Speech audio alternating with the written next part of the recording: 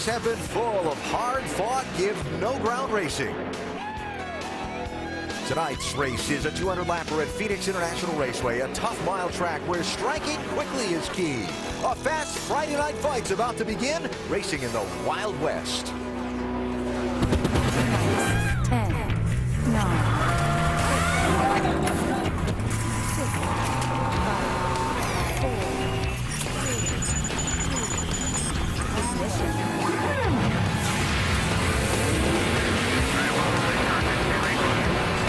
ESPN welcomes you to NASCAR Countdown, presented by Hellman's from the spectacular setting that is Phoenix International Raceway in Avondale, Arizona.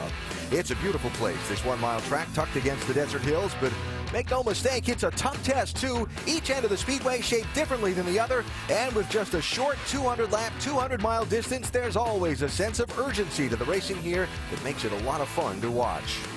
This is a one-day show for the Nationwide Series. Practice was from 8 to 10 local time this morning. Qualifying was about 4 hours ago. Handling the heat of the afternoon best, two former series champions. Kyle Busch qualified second quickest, putting his Joe Gibbs Racing Toyota on the outside of the front row. He'll be alongside Carl Edwards for the start. Edwards running just 61 thousandths of a second quicker than Kyle to claim the pole position in his Roush Fenway Racing Ford, the first pole of the season and third at Phoenix for Edwards. As you look at the front of the grid, make particular note of the drivers in those first two rows. Past history tells us the winner tonight's more than likely to come from those first two rows. We'll have more on that in just a few minutes. First, though, we begin with one unexpected change to your driver lineup for tonight. That has occurred as a result of this wreck in this morning's practice. John West Townley spun around and hit the wall hard in turn number 2 in the Richard Childress Racing 21. Because of that hit, Richard Childress has put former series champ Clint Boyer aboard that car tonight. Boyer was going to sit with us as an analyst in the pit studio during the race. Dave Burns, he's got a little better seat for the show now, huh? Yeah, Alan, that's like moving from seat 10C and coach to first class for Clint Boyer now as he gets to drive this Richard Childress number 21. How difficult jumping in this situation, Clint? Well, you know, it is a difficult situation. You know, first of all, we need to say, you know, hopefully John West is okay. He hit pretty hard and good family, good kid. He's been doing a good job. He's got the speed. We just got to get, you know, these wrecks, you know, behind us. And hopefully we can have a good night here, get a good finish for the Zaxby Chevrolet and get things going back, headed back in the right direction for him to get back in. You know, by no means do I want to step in this thing full time. You know, he's a deserving up-and-coming driver, and hopefully he can get back in this thing and perform well, you know, on into the year. But for tonight, we're selling chicken. We're going to have some fun. Obviously, you had to be pretty careful in qualifying. Do you think the car's underneath you now, and can you race it and possibly win with it? It was definitely underneath of me in qualifying. It was really tight, but you know, we're going to adjust on it here and hopefully you know, get in early and get a good adjustment on it. But it's just fun to be back. Love the Nationwide Series. It's always competitive. Been watching a lot of them on TV, wishing I was out there. Here's my big chance, and have a lot of fun with Dan, all the championship guys from a couple years ago. So it'll be a fun night. All right, Alan, last time he raced in this series, November of last year, and it was right here at Phoenix. He finished 4th. Boyer starting 21st tonight in car 21. Thank you, David. Next up is a follow-up on an incident in last week's Nashville race. James Buescher in the one car hit Jason Leffler's 38 just 42 laps into the race. The crash causing significant damage to Leffler's car. Well, after time in the garage for repairs, Leffler returned, and 100 laps later returned the favor, squeezing Buescher into the wall. For the payback, NASCAR officials parked Leffler for the day and placed Jason on probation for the next 3 races, beginning with this one. Jason finished second in this race last year. He starts 22nd tonight. Shannon Spakes with him. Jason Leffler in the middle of all the excitement last week in Nashville. NASCAR said they're going to be watching you for the next couple weeks. How do you approach the racing differently when you know that you're on probation? You don't approach it, you know, any differently. I mean, you drive aggressive, but you know, my main focus today is to get a good finish. Great clips. Camry's been really good at some races, but we just haven't had the finishes to show for it. So that right there, you know, it makes you drive a little cautious because we just need to get a nice top 10, top 5 finish today, and we can do that here. This is a favorite track. My car's pretty good, so looking forward to tonight and just putting last week past us. You say your car's pretty good. You are starting 22nd. What's the goal to get up front here tonight? Pass as many cars as we can without crashing them.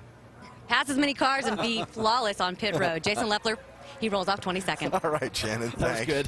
One of the many things to love about this Phoenix racetrack, and there are many, is that you get a great view of the action no matter where you sit, but particularly for us in our ESPN pit studio, because we are right on top of the exit of turn number 2, where a lot of things will happen throughout these 200 laps. We welcome you inside. Alan Bestwick with former Phoenix winner Rusty Wallace and champion crew chief Andy Petrie. Big Brad has the night off. I know, Rusty, this is a racetrack you really love. Why? I love this racetrack, no doubt about that. And here's the reason why.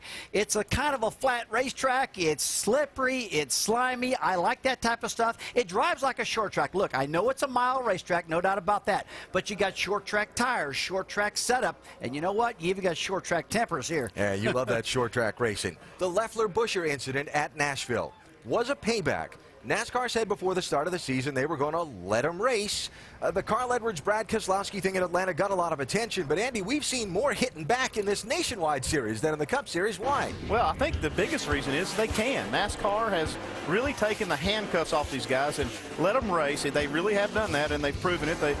They've given small penalties for some of the paybacks. When you get crashed or you get wronged on the racetrack, you get really frustrated, and some of these drivers are taking it back out on the track and settling it right now, and I think that's what we're seeing. You know, you see some of these drivers are really in tough shape right now. A lot of them are not running good. They're scared they're going to lose their ride, and they're not in the mood for anybody to mess with them. I mean, I've seen a lot of these guys right on the edge thinking they're going to get fired, and somebody spins them out, and they're not going to tolerate that. They're mad. They're concerned, all kind of stuff like that, Andy. And one of the things here, you see these drivers are getting away basically scot-free. They get some probations here and there. The people that are paying for this are the teams back home. They're having to work overtime hours to fix these race cars, so they're still having to pay the price when these guys take it out on the track. And we heard you say a minute ago, you think we might see some more of that tonight? I think we will. I mean, especially late in the race right here. I mean, if you look at the history, we've seen a lot of crashes late in the race right here at Phoenix. In fact, I expect to see a lot of the problems on the restarts. We've seen restart problems many times here at Phoenix, but wait till late in the race, buddy. That's when it's going to happen. All right, the situation with John West Townley and the 21 car. You heard Clint Boyer's comments just a minute ago. Andy, you've been an owner. Never an easy decision to take a driver out of a car. No, it's not. When you start a season out, you start with all the expectations of success. I mean, the team, they build the best cars they can. The driver's obviously doing everything he can behind the wheel. And sometimes it just doesn't work, and this is one of those cases. I think, you know, this team has experienced success, and they're used to it. They're used to winning races, and they're not used to putting clips on cars, crashing cars week in and week out. And sometimes you just got to say, okay, enough's enough. We got to try something different, and it is a tough situation to be in. And you don't expect to see Townley back in that car. Well, I talked to some of the officials with the team this afternoon before the qualifying, and I don't expect. I'll be very surprised if I see John West Townley back in this 21 car. So we'll follow Clint Boyer as he drives the 21 car tonight. Another driver we'll follow tonight will be Kyle Busch. Last couple of races here at Phoenix, Kyle's had to make some pretty heavy-duty comebacks to get a good finish. This was last April, had a broken shock on the 18 car, went to pit road, lost 2 laps making repairs. They made them both up. He finished 10th. Then in November, with the championship on the line, got into an early crash. His crew kept working on the car to adjust for the damage, and they came back to finish 9th en route to locking up the title. Hoping for a clean night and a third Phoenix win, Jamie. Kyle starts on the outside of row 1. Well, Kyle has certainly seen the highs and the lows of this racetrack that is Phoenix. The car you're racing tonight actually was wrecked here in November, but your crew chief, Jason Ratcliffe, says it's the best short track car you guys have. How would you describe it tonight? Well, we've been fighting a little bit in practice, just trying to get a better handle for everything, but the combo's Camry will be good. You know, I'm looking forward to it. We got a different setup that we've never run here before, so something to look forward to tonight, maybe something different for our short track package this year, and hopefully it pays off. Hey, Kyle, you're starting second. You know, 3 of the 5 races this year, 1 from second position. Alan? All right, Jamie, we'll keep an eye on the 18 starting on the front row tonight. Still to come, Kevin Harvick Incorporated has fielded the winning car in 3 of this year's 5 Nationwide Series races. We'll hear from Kevin on the fast and fun start he's enjoyed this year. Plus, the man who's won 2 of the last 3 at Phoenix, Carl Edwards, on family life, double duty driving, and more.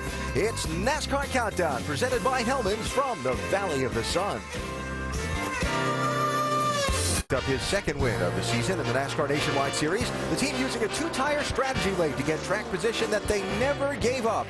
It was the 3rd Nationwide Series win in 5 tries this year for Kevin Harvick Incorporated.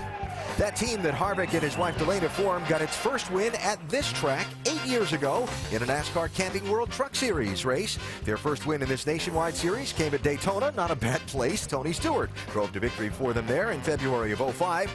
There have been 2 championships in the past 3 years, both in the Truck Series, both with driver Ron Hornaday. And then just over 12 months ago, Kevin finally got what had been an elusive win driving for his own team, all leading up to the hot start for KHI in the Nationwide Series 2010. Kevin lines up 10th tonight, and Dave, he's looking for more. Well, in 2009, there were 7 different drivers that occupied the seat of that 33 car. In 2010, just one. And a lot of people are saying that is the secret to your success this year, Kevin. Do you agree with that? And if not, why? Well, that's really what we built our program around is what I like in the cars. And when you get the feedback every week and we can take it back to the shop and analyze it and make the changes and adjustments that we need, it makes it better every week. So today our Jimmy John's car is really good in race trim and didn't qualify as good as we'd like to, but I think the car will be good in race.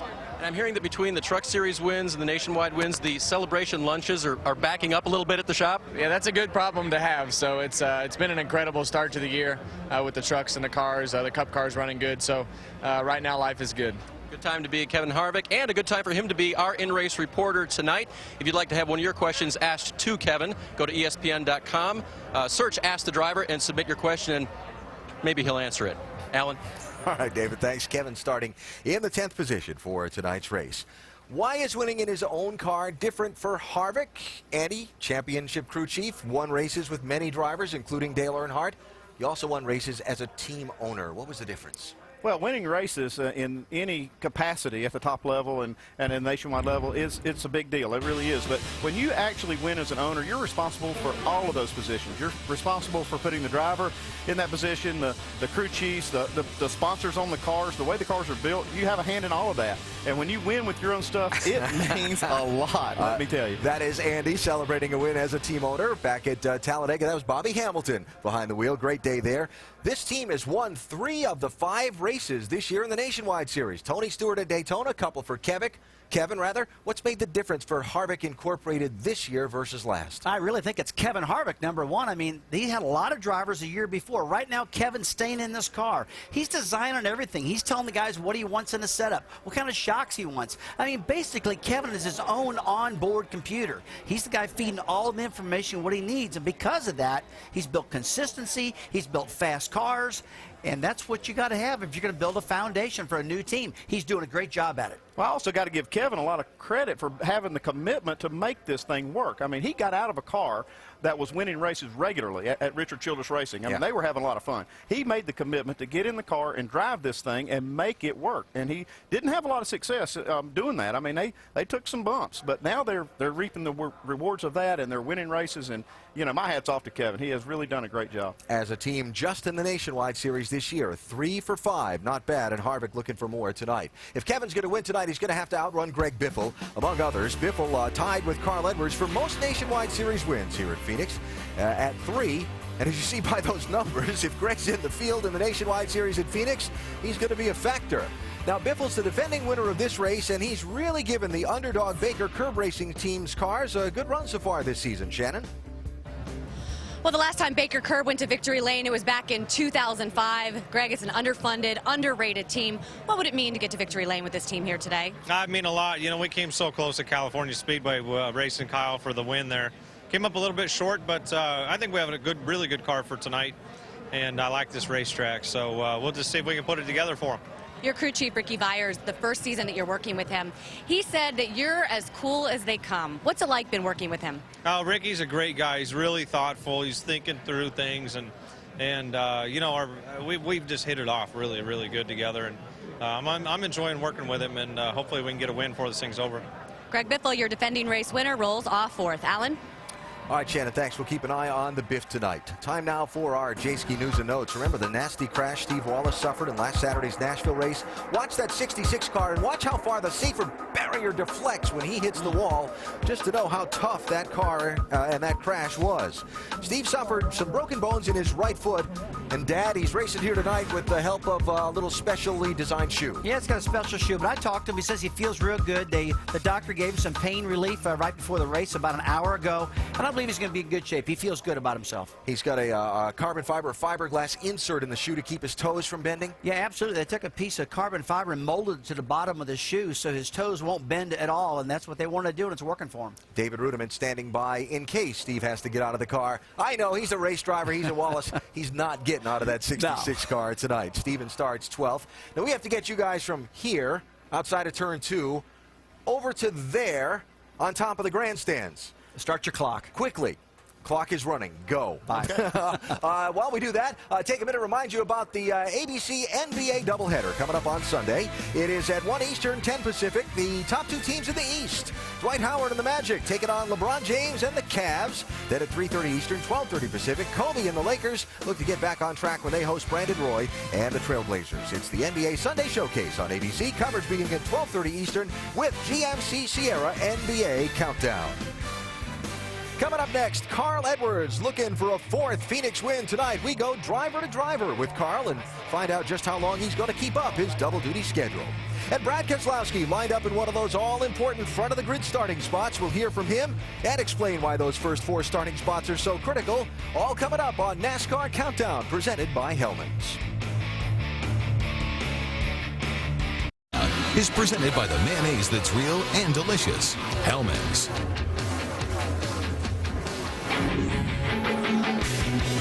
Coming down for the green flag at Phoenix International Raceway. And Carl Edwards pulling away. Here comes Edwards, and it's a half a car length, and Edwards will get the win. Here they come at Phoenix International Raceway. Biffle taking the lead when Carl Edwards had engine problems. Squeeze that throttle down, bring it to him. Greg Biffle will win it at Phoenix. Jack Roush has now won 100 races in the Nationwide Series. Phoenix International Raceway is green. Carl Edwards is out front now, setting a torrid pace. Carl Edwards trying to hold on. Here comes Carl Edwards as he takes the win over Kevin Harvick. Well, no one team has enjoyed the kind of success in the Nationwide Series at this Phoenix Mile that Jack Roush's team has. Roush Family Racing has won 7 times, including the last 3 straight. The next highest win total is 2 for Richard Childress Racing. No question Phoenix has been just fine for Roush's Fast Fords. Roush driver Carl Edwards has won 3 times at this track, including 2 of the last 3. Our Dale Jarrett sat down with Carl to talk about his recently becoming a father, how long he'll continue to run double duty, and more, driver to driver. In the last couple of years, the drivers that we have seen out here in Cup and Nationwide, winning races, winning championships, are the ones that are really more physically fit. It goes hand in hand, doesn't it? Sometimes I look back and I think, man, I wish I would have never said anything about working out, because every time I go to the gym, there's more and more guys in there. I think that everyone's realizing that that's a more important part of it. Knowing that you're going to have a child, you're still finding time to be able to do that, and you set that aside, still very important to you, right? Yes, it is. Kate understands that's a huge priority, and no matter what, I think at the end of the day that helps me to have that extra 1 or 2% of performance. 1998 is when I really started taking my fitness a little more serious. Yeah. No coincidence, I won the championship the next year, and I think it had a big part of it. Hopefully, like you, it can yield me a championship someday, but right now I'm lifting a lot of weights and not winning a lot of races.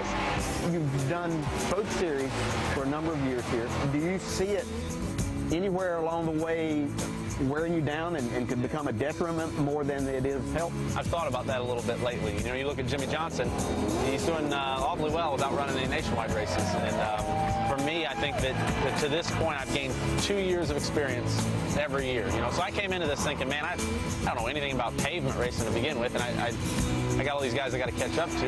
Now I'm starting to think that eventually, maybe not next year, but pretty soon, I'm going to just focus on the Cup Car. We talked about how quickly you kind of came onto the scene, a little bit from obscurity to all of a sudden here you are winning races, winning championships in the nationwide side.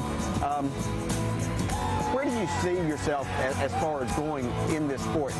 I look at what some of the guys have done, starting their own teams and the successes they've had. But I think along with that comes a lot of stress, a lot of pressure. And, for me, I feel like I have to establish myself as a driver. I want to win the Cup championship. I want to win another nationwide championship. Until you get to the top of one thing, I don't think you should jump to the next one. Well, Carl Edwards has already accomplished one thing he needs to in order to try and win tonight by qualifying on the pole. By the way, Carl started on the front row for all 3 of his Nationwide Series wins here at Phoenix. That leads directly to our Hellman's recipe for success, which tonight is simple. Start up front and stay up front. Here's what I mean. 13 of the 16 previous Phoenix Nationwide Series races have been won from the first 2 rows on the grid. So for those that qualified well, stay out of trouble, have clean pit stops, and stay in position to succeed. And here that means be at the front of the pack. This race is a night race when all the practice was this morning, so staying up front means adjusting your car without losing time on pit road. And for more on that, we go next door to our Craftsman Tech Garage and champion crew chief Tim Brewer. Tim? Thanks, Alan. One of the quickest changes a crew chief likes to make is air pressure, because you can change that air pressure before the car comes on pit road. You don't have to disrupt the motion of the crew. But when you see a crew member come over, put this wedge wrench in here, what he's doing is the track bar adjustment. He's actually changing the pivot point of the track bar, which changes the rear roll center. You can run it down, tighten the car up, raise it up, free it up. But over in the left rear spring on the other side, we've got a spring rubber inserted. To what we can do is actually pull that spring rubber out, enabling the car to be freer from the center of the corner on out. Look for these 3 adjustments tonight during the race. That's going to get the guys off pit road a lot quicker.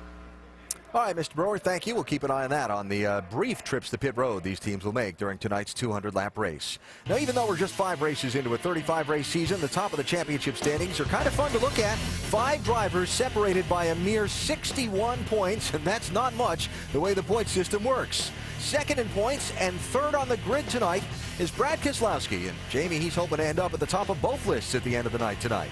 And he's feeling pretty confident about it. Was top 3 in practice and qualifying. Brand new race car you guys brought here tonight. What do you think, this is maybe the night for you to get to victory lane for the first time here? Yeah, we've been fast pretty much all but 1 or 2 races, and even then we were pretty good. So, you know, I feel like we've got a strong shot of winning today with the discount Dodge Charger, and we're just going to keep plugging away, going for that points lead, doing everything we can to have strong, consistent runs and be up in there at top 3 and contend for the win at the end. All right, he will line up behind Carl Edwards. He will roll off third. Alan? All right, Jamie, thanks. So a beautiful night for racing here at Phoenix and a fast 200 laps around this Phoenix Mile. The guys at the front of the pack, Edwards, Busch, Keselowski, and Biffle. Statistically, those are the guys to watch for the win. But there are a couple of others who might have other ideas as we go throughout the night. The opening ceremony's next. You're watching NASCAR Countdown, presented by Hellman's.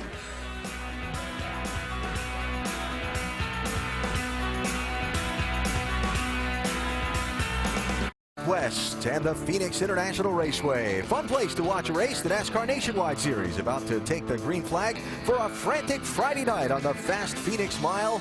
Who's going to take home the trophy? Well, maybe it'll be Joey Logano. He's led more laps than any other driver this year, but hasn't won yet. He starts in row 3. Maybe it'll be Paul Menard, also in row 3. His single Nationwide Series win came at a mile track like this one. Let's go trackside for the opening ceremony. Gentlemen, please remove your hats as Carl Hayden High School Varsity Junior ROTC Color Guard presents our nation's colors.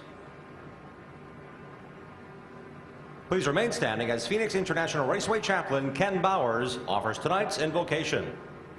Heavenly Father, when we hear the phrase, life is fragile, handle with prayer, it makes us realize just how precious our relationship with you is and how important it is that we communicate with you. So tonight, our prayer is that you will grant us safe racing. Thank you, O Lord, for allowing us to join you here at Phoenix International Raceway. And may each part of tonight's activity be safe. Thank you, O Lord, for all these wonderful blessings, and we know that our life is guarded by you. In your name we pray, and everyone said, Amen. Please welcome 3-time National Finals rodeo bullfighter and current recording artist Hollywood Yates as he performs our national anthem. Oh, say, can you see by the dawn's early light what so proudly wailed at the twilight's last gleaming, whose broad stripes and bright stars through the perilous fight o'er the ramparts we watched were so gallantly streaming, and the rockets' red glare, the bombs bursting in air, gave proof through the night that our flag was still there. Oh, say does that star-spangled banner yet wave o'er the land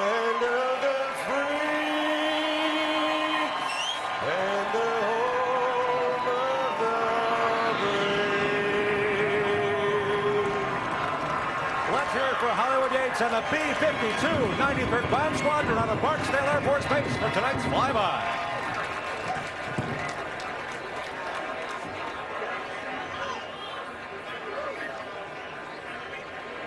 So time for the drivers to buckle in. The sun's about to set, which here at Phoenix usually means the sparks are about to fly. The engines fire next.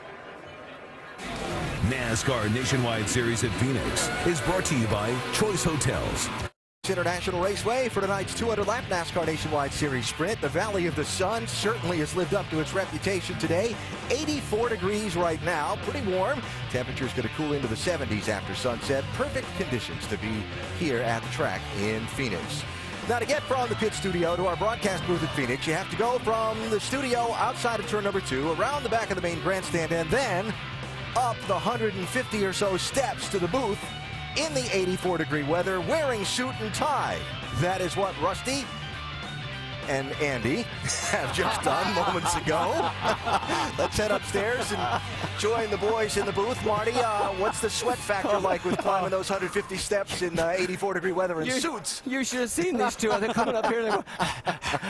You know, Rusty's setup's always been better than mine at Phoenix, so that's how he be. Oh, we told Alan to it's start always the a clock, race with right? you. Actually, I heard there was a bump and run heading into the stairwell. But anyway, let's talk a little bit about racing because compromise. Sometimes you have to at a certain racetrack. You always felt that way here, and we found out earlier today he doesn't agree with that. Well, I've always looked at this race. It's a lot different. I mean, you look at one end of the track, it's got more banking than the other end, and in the corners are different. The radiuses are different, so it has been a compromise. I've never been able to get a car to really do what I wanted in both ends, so I've always favored one end or the other.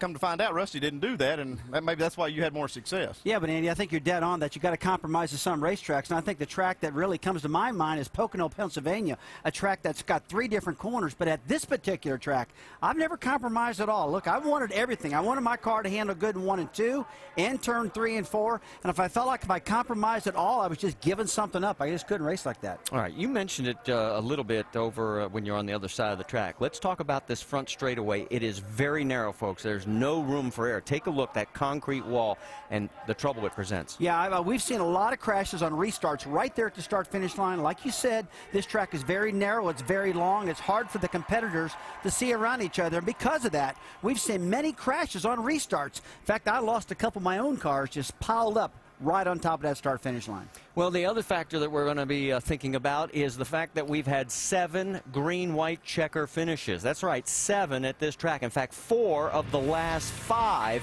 have gone green-white checker. And crew chief, you better plan. Oh, yeah, I'm planning for green-white checkers, and further than that, I'm going to plan for more than one because this track gets crazy. It has a history, like you said, of these green-white checkers at the end, and this year NASCAR's taking off the handcuffs of these guys, and there's no telling how many we could have. We could have the 3, test that rule of having 3 green-white checkers. I'm going to plan for it. The last thing you want to do is run out of gas leading the race at the very end because of green-white checkers. You got to plan for it. I totally agree with you. All right, so we've set the stage. It's time to get this show on the road. Let's go trackside for the command. Race fans, please welcome today's Grand Marshal, Brandon Basha, grandson of Bashas Supermarkets founder Eddie Basha, as he delivers the most famous words in motorsports. Gentlemen, start your engine! Crank up when you want. Crank it up when you want. Let me know when I'll go radio too. All right, Martin, to him. Let me know when you guys can do that when he gets rolling there. Sorry, Dylan, I didn't hear you there. It's running. Radio good, Clint. Tie wrap on the hose, radio.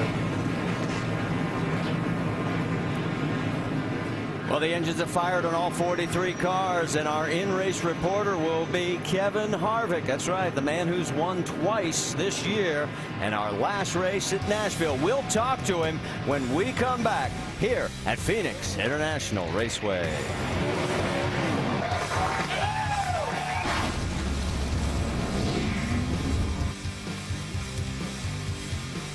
At qualifying, Brad Keselowski went out and clicked off a time at 27.56 seconds. Was not good enough for the pole, was good for third. Kyle Busch was 1/100th second quicker than Brad. He'll start on the outside of the front row.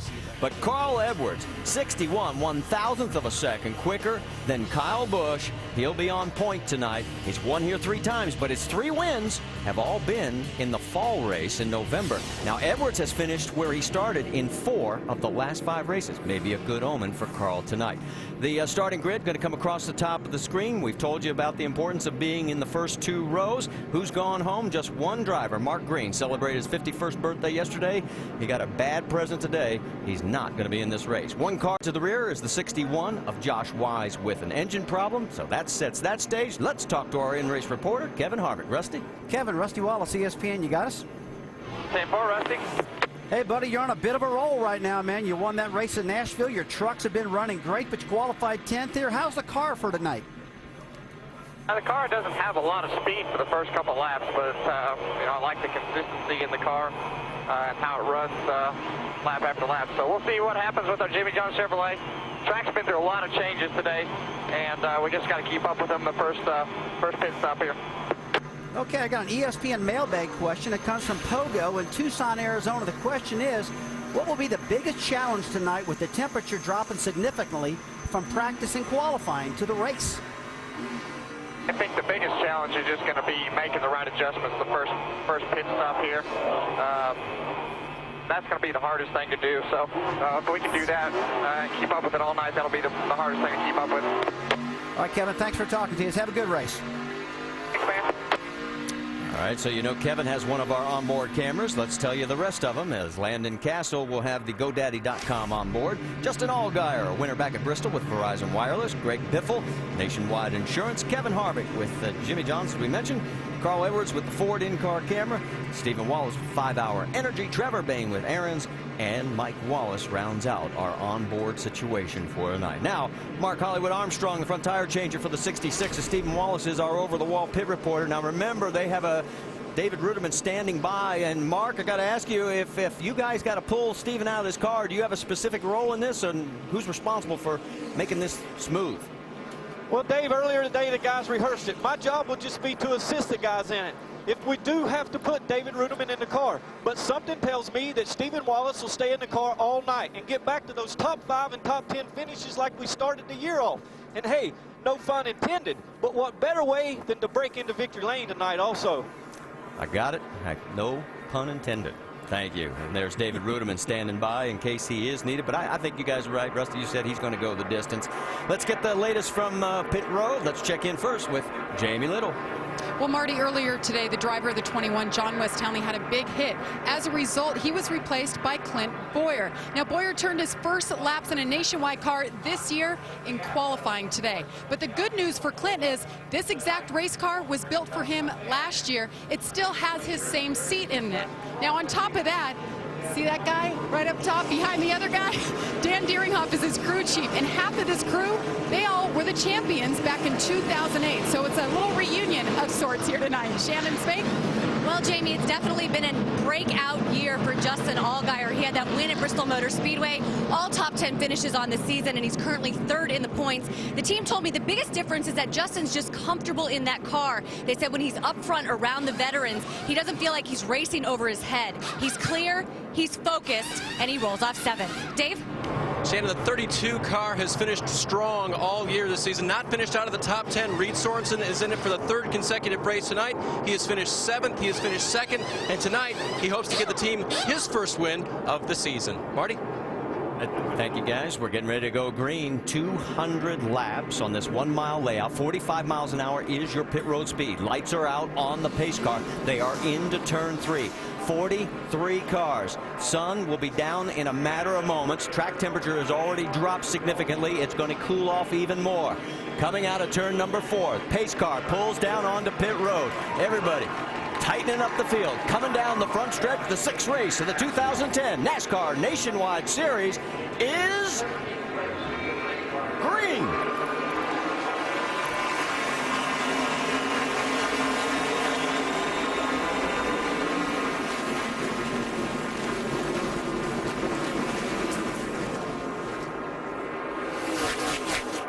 Side by side down into 3, it's Carl Edwards, Kyle Busch. And the first thing you want to do is get to the bottom of that racetrack and get the track position. You see Carl Edwards on the bottom. No momentum on the top for Kyle Busch right now. Edwards got a good line right there, Andy. Yeah, it looked like Kyle drove the car down in the corner really hard, and it looked like it stuck, but Carl just rolled the bottom a little bit better through the middle. Now here goes Kyle on the outside. And Kyle officially led the first lap by a nose, and he takes the lead by a full car length, and he is clear. Man, he made that top side work, and I did not expect that. Usually you think on the start of the race here at Phoenix, the bottom is the place to go, but maybe it's a little indication what we're going to see tonight, the top side of the track coming in. Joey Logano taking a look underneath the 27 of Greg Biffle, and Logano looks like he's got the momentum. Can he carry it down into one? Well, they're still side by side. It looks like the bottom of the racetrack is better right now. I expect to see good two lanes of racing as this track rubbers in a little more. Paul Menard right behind, as is Justin Allgaier, but Logano can't get the job done. Biffle holding on to the spot. Now, you remember, these two have a little history. They don't like each other too much, but it looks like they're racing pretty clean right here. That goes back to California if you were with us there. And here comes Logano. He does clear, so give him fourth position. And while they were battling, as we've got another battle for fifth now with Reed Sorensen, or I'm sorry, Paul Menard going underneath the 27 of Biffle, it's allowed the first three to sort of check out. Tell you what, guys, I've been pretty impressed with Paul Menard. He's been real strong this year. He's got that 98 Ford running real strong for this team. And it looks like this driver's matured a lot in my mind. He knows more about the car. He's driving smarter. Got a good race going on. I kind of called out Paul Menard at Daytona at the beginning of the year. I said, you know, this is a year for Paul to step out there and really do something because he's not a rookie anymore, a lot of experience. And this year he's done that. He's really stepped up his program on both sides, the Nationwide and the Cup side, and doing a great job. Well, guys, nobody's allowing Biffle to get to the low side of the track. Here's Allgaier now going underneath him, as Menard has pulled away from those two. And right behind is our in-race reporter, Kevin Harvick. Now, Kevin's won here before. He knows how to get around this track, but he's also really good at negotiating this change in the track. You heard us earlier talking about they practice during the day, and now it's going to get darker and it's getting cooler, and Kevin's one of the best to figure the change in track conditions out. Saw a few sparks from Kevin Harvick's car. Now a battle for second place, and Keselowski is going to bump Carl Edwards back to third. Yeah, no surprise here. This 22 car's been fast every race this year, and he's real fast in practice. And I expect to see him right at the front and contending for this win all night. You know, Andy, when I got here this morning, it was like 60 degrees out at this racetrack, and the 22 car, Brad Keselowski, was at the very top of the board in this green, real cool racetrack, and he's showing the same thing now. Well, he's wheeling it, though. yeah, and it's opened the door, and here comes Carl as he sticks his nose underneath, and he's got him cleared. Yeah, but Keselowski's thinking, hey, man, I screwed up just a little bit. Let me get my mojo back together and get past this guy. Every now and then you overdrive the car and you slip out of the lane like Keselowski just did. Keselowski had top fives in both races here last year, and the only thing he hasn't done is win. In fact, in that top four, three of those guys have 8 victories between them. That would be Edwards and Biffle with 3 and Kyle Busch with 2. Boy, I like the way that 22 car looked through there. It stuck the bottom, rolled the middle of that corner. Man, I tell you, I was thinking just what you said is a great catch, because whenever I see a car come off the corners and the left front wheel hooks the bottom of the track and turns that good, you got a car that can pass cars easy. Here we go with 5th place. Justin Allgaier looking underneath Paul Menard. And there is Harvick trying to follow Allgaier. Can't do it. So move Allgaier up to 5th. Menard back to 6th. Harvick 7th. Folks, they're going awful fast out there, no doubt about that, but these cars don't have near the horsepower that the Sprint Cup cars do. Because of that, they've got to run these corners so hard, and it can be so frustrating, Andy, behind a car, and you can't pass that car because you just don't have that acceleration because of the motor. Especially on this kind of racetrack, these flat racetracks with, you know, with no banking to really catch the car and carry that momentum, it's very difficult to pass. Harvick looking underneath the 98. Can he get it inside of him as they head down into 3? Yes, he's got him, and he clears. Let's go back to 19th. Clint Boyer on the move as he's getting around Brian Scott. Scott has had some great runs. He doesn't have the results to show for it. Late in races, he's had either mechanicals or some crashes, and right behind him is Jason Leffler. It's going to be interesting to see just how far up in here Clint Boyer can take that 21 car. No practice. You know, he hasn't been in the car basically all year. So it's going to be, good to watch, see how far he can take this thing. Well, John West Townley's basically a brand new driver, a rookie driver, and that's tough on a race team to try to figure out if their cars are good or if they're not good. Just because this situation happened the way it did, you got to believe that the guys from Richard Childress Racing are loving Boyer being in this car. It gives them a good snapshot of how good their equipment is. All right, guys, we got our first starting park. The 92 of Dennis Setzer has taken it behind the wall. Let's get an update on Clint Boyer, Jamie Little. Well, I talked to him just a little while ago, Marty, and he told me he's actually been waiting and wanting to get in a nationwide car. He loves racing in this series, but he said, unfortunately, I didn't want it to happen this way. He really likes John West Townley. He says he's a great kid with a great family. He hopes to see him back in this car, but in the meantime, he's glad to be back with these guys, and he's really looking to put this car into victory lane and give back to this team. And there's some fender damage on the right front corner. Yeah, Rusty just picked it out. He saw some damage on that right front corner, and he may have to use that bumper a little bit to make his way up through there. So crew might have to work on that on the next stop. So right now he's running in 19th. His next target is Ricky Stenhouse Jr. Up front, it is Kyle Busch, Brad Keselowski, Carl Edwards, Joey Logano, and Justin Allgaier after 13 of 200 laps here at Phoenix International Raceway.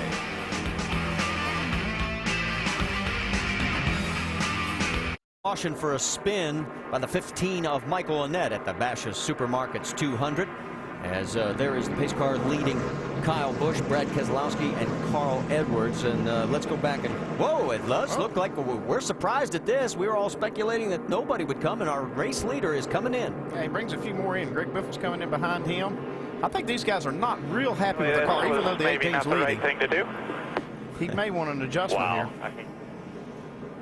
Also, you're hung out to dry when you make that pit stop. Jamie, it's all yours. Well, that was a last-minute decision. It surprised everybody. The guys hurried up, jumped over the wall, and you heard what Kyle said. Maybe this wasn't the right decision, but it's early in the race. He's made up a lot of space on the track. 4 tires here, no adjustments, Dave. Greg Biffle comes to pit road. That car was a little bit tight. They're going to change 4 tires and send him back on his way. They made a chassis adjustment as well for Biffle. And they are still working on this car as, boy, the 38, they can't seem to buy a break as power steering fluid is going. Shannon, what's going on? Oh, well, that's exactly right. It is power steering fluid. He says that the steering has been locking up. The team has told me that they're actually going to try to come down twice. We'll see if that is the case. But Jason Leffler is having a problem with that steering. Not a great start because this team really needed a good race here this weekend. They're far back in the points and on probation. Guys? And Biffle just now pulling back out onto the racetrack. So a car that was looking so good through practice and qualifying all of a sudden finds himself going to have to work his way from the back of the field. You see the damage on the left front corner. Stay with us.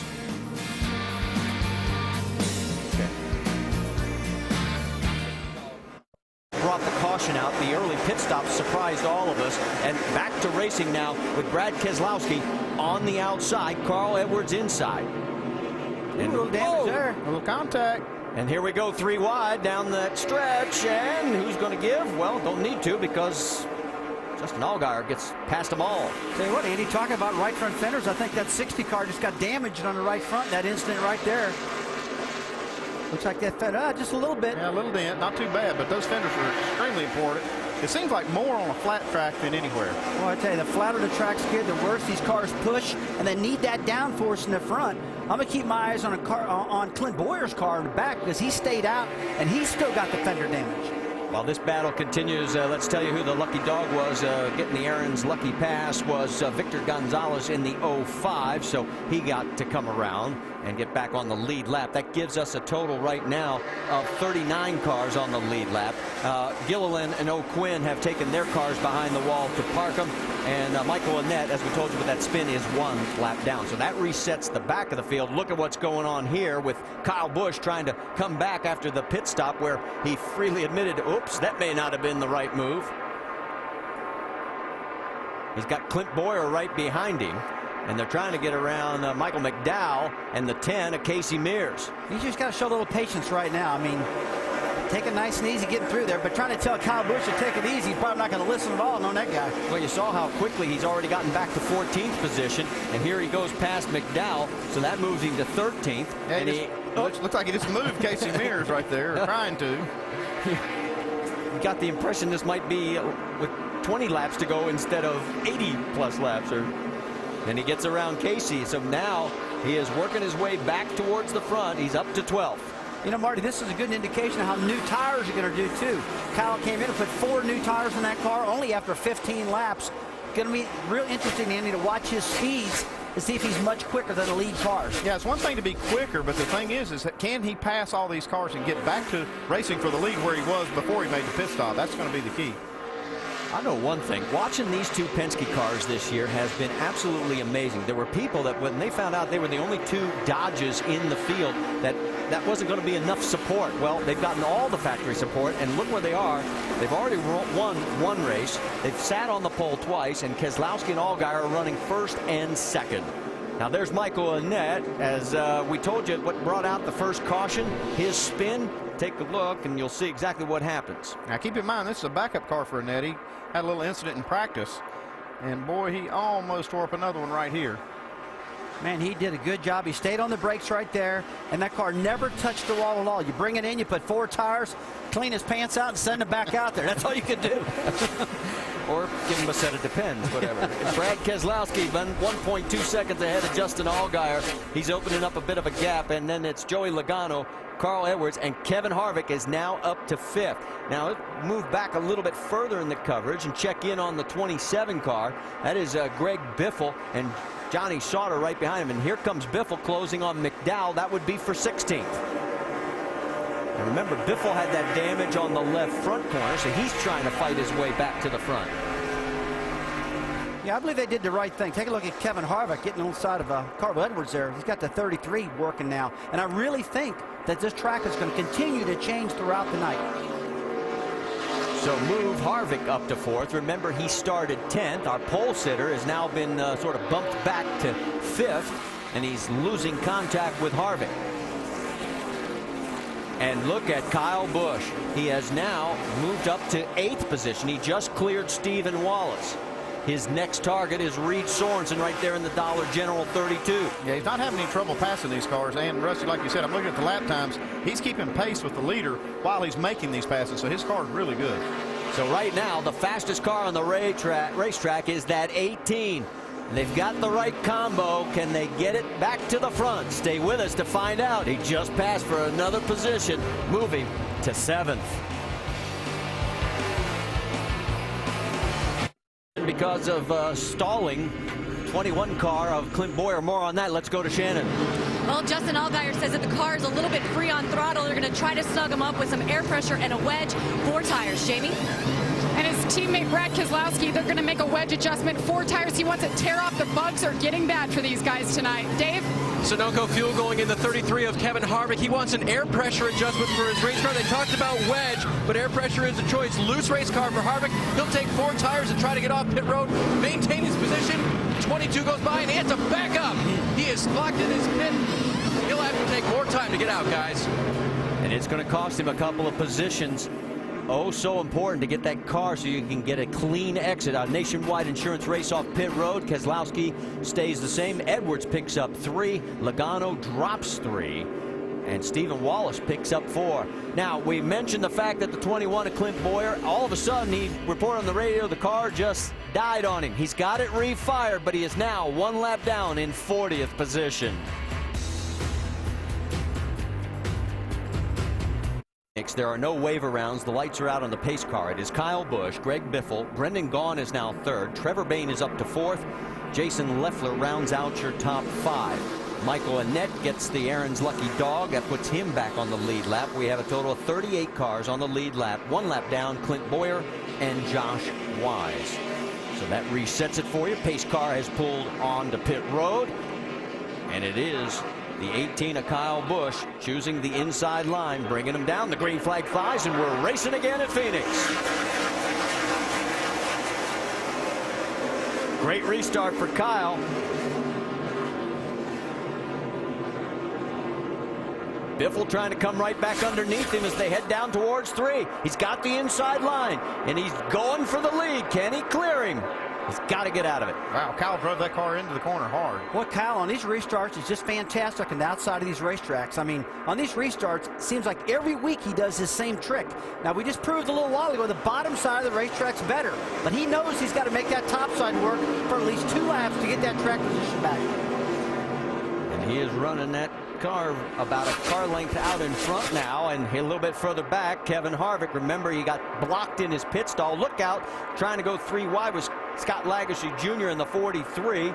Harvick has to check up for the slower traffic of Kenny Wallace. Here comes Reed Sorensen underneath the 28. He's got a problem with the 35, and he gets a nudge from behind from Lagacy. Yeah, you got some people wanting to go and nowhere to go. And Andy, this front straightaway here at this track, I'm telling you, it's one of the narrowest out there. I mean, these guys, when you go down it, you feel like you're going down a tube, man. There's no room on the outside. Take a look, 3 wide again, down the back straightaway. That's for 9th. Look out as you got Allgaier, Scott, Edwards, everybody. And it's Allgaier, and there goes Brian Scott running up the hill, and now he's going to drop like a rock about 3 spots.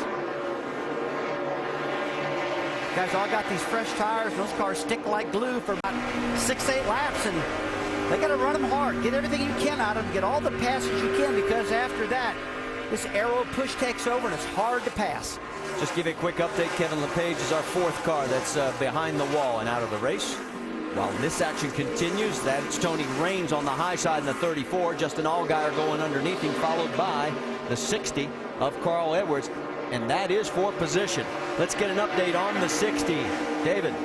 When they came into pit, they were loose into the corner and tight through the center of the corner. They made a wedge adjustment, and then they tugged down that right front fender a little bit to try to massage that just a little bit. You know how perfect those fenders want to be to get the perfect aerodynamic flow through the racetrack here. So they tried to do a little work on that and get Carl back out.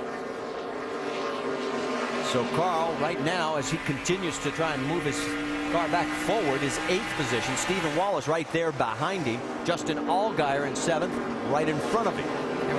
We saw that 66 car gain spots on pit road, and he's got a good car too. How about a battle for 3rd place right now? You got Brad Keselowski going underneath the 62 of Brendan Gaughan.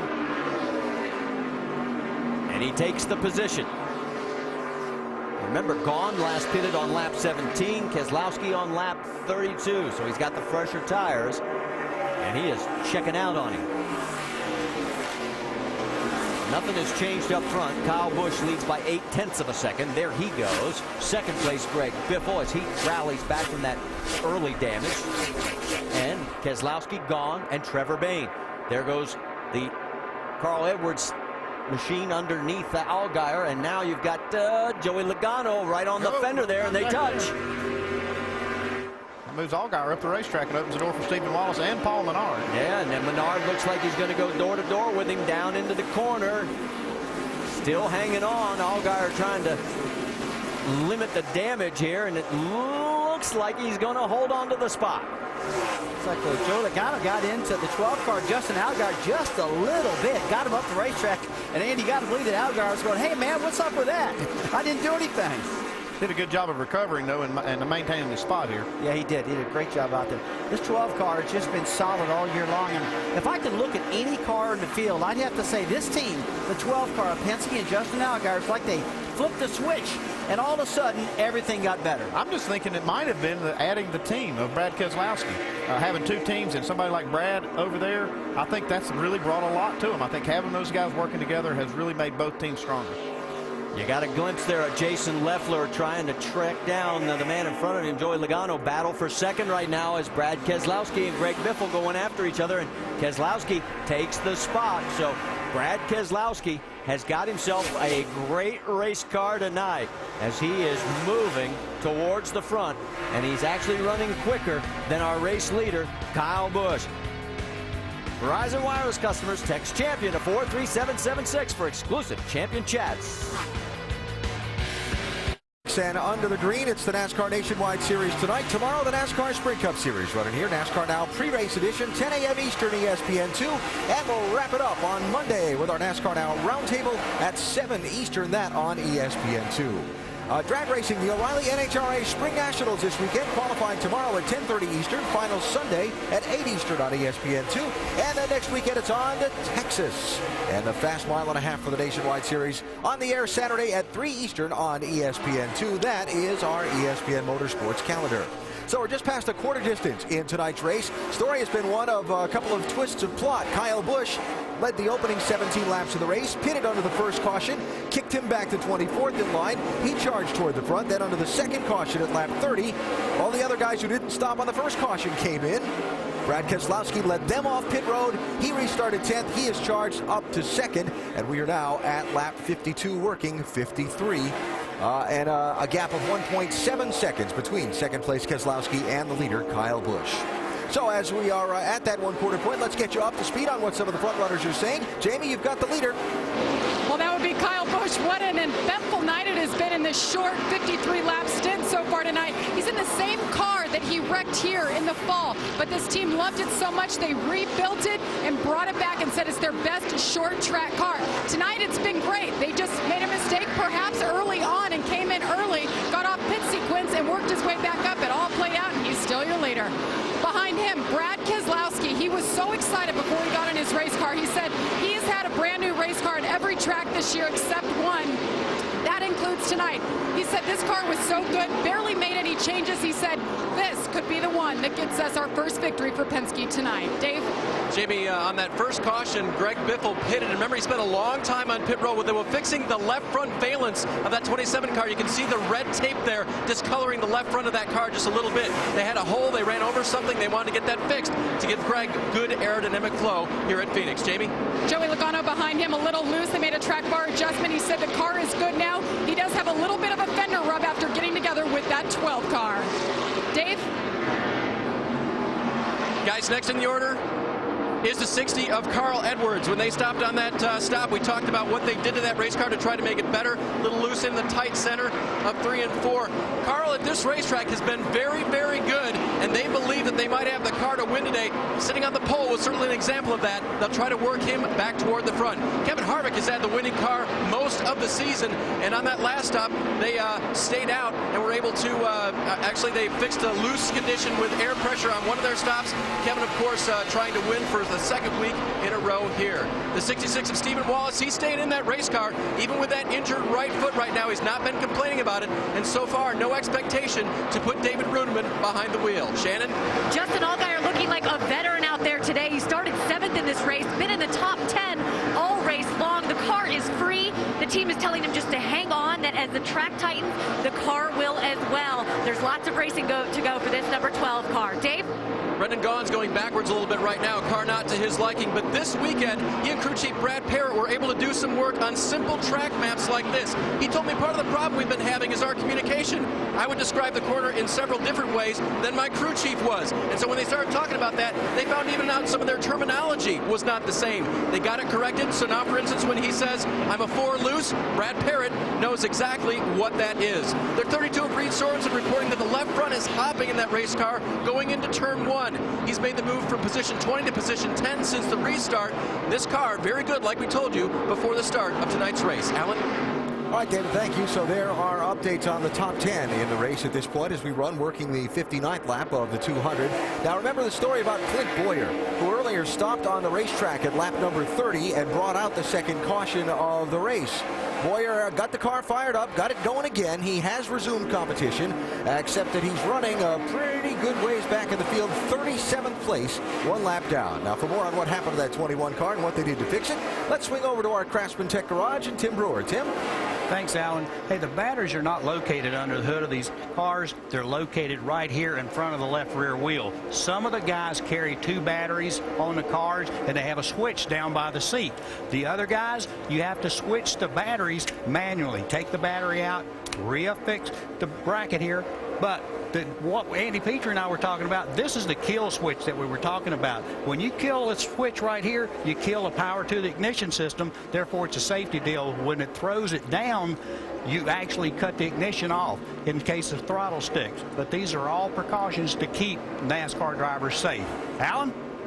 All right, Tim, thanks. So Boyer's car back under power, and again, a lap down in 37th position.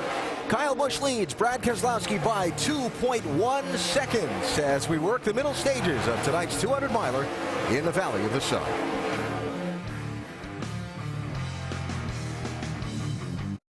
ABC is your destination for the Sunday Showcase. First up at 1 o'clock Eastern, 10 a.m. Pacific. The top two teams in the East go head-to-head as Dwight Howard and the Orlando Magic take on LeBron James and the Cavs. Then at 3:30 Eastern, it's the Lakers and Portland. NBA Sunday Showcase on ABC. Coverage begins at 12:30 Eastern with GMC Sierra NBA Countdown. Let's reset things back here for you. Kyle Busch leads by 2.8 seconds over Bradley Keselowski. Joey Logano is third. Greg Biffle and Kevin Harvick are fourth and fifth. And then it's Edwards, Allgaier, Sorensen, Steve Wallace, and Paul Menard rounding out your top 10. There's Harvick and the 27 of Biffle as they get around some of the lap traffic. We have a total now of 25 cars on the lead lap. They're going around the 83 of John Borneman right now. Hey, Harvick's got a fast race car. I'm looking at his lap times, guys, and he is just plowing through this field right now. If remember, on that last pit stop, he got blocked in. He had to put it in reverse and back up, and that really killed him a lot. His actual pit stop, Andy, was pretty good, though. Yeah, Pickard did a good job. They got him down off the jack, but they could not get out of the stall. You see a little smoke coming out of that 27 car there of Greg Biffle. Not sure if it's a little tire rub, maybe rubbing the racetrack or rubbing a fender. Well, we might get a better view here as Harvick has cleared him, so now moved Kevin up to the fourth position. So again, and the one thing we're noticing, take a look at the windshield. The tear-offs are getting covered with bugs. They've been a problem all day long, and now that we've got the lights on here, it's like a magnet for these things. And we even overheard Kyle Busch telling the guys, hey, every pit stop, you've got to tear that off. Let's get more on Kyle Busch. Jamie? Well, that's exactly what we were going to mention. We're down here dodging the bugs too, Marty, and you're starting to hear a lot of the drivers talk about that. Kyle Busch weighed into his team and gave them instructions about that topic. Next pit stop and all the pit stops tonight. Jackman needs to pull tear off. Rear carrier needs to grab the jack. These bugs are horrendous.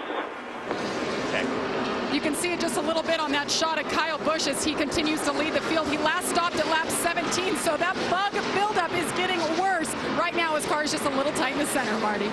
And you were saying, Mr. Wallace, during the break? I was kind of joking a little bit. I said, I guess the good thing about leading is that you're leading. The bad thing is you're the first one to hit the bugs. There you see Jason Radcliffe over on the right side as he is watching everything that goes on, taking a cool drink. And right now his driver's well in control, guys. 3.8 seconds. He's coming up on Tony Raines.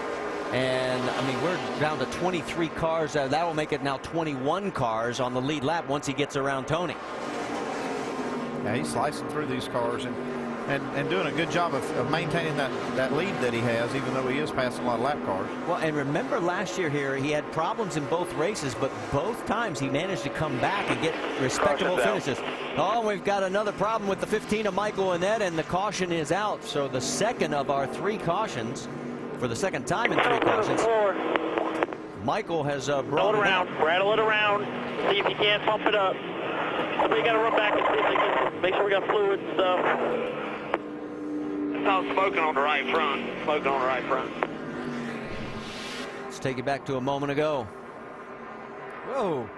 That thing just looks, you know what, Andy? It looks like he's lost his brakes getting at the corner. Yeah, he could have. Yeah, I've seen a lot of hot brakes out there. This is one of those tracks where you really lean on those brakes, especially those front ones. I've been seeing a lot of hot brakes. Like you said, we're only 73 laps in this race, and the front rotors on a lot of these cars are really glowing. This time, guys, not getting tired. Everybody's catching it. Just Dan, you can put all your stuff down.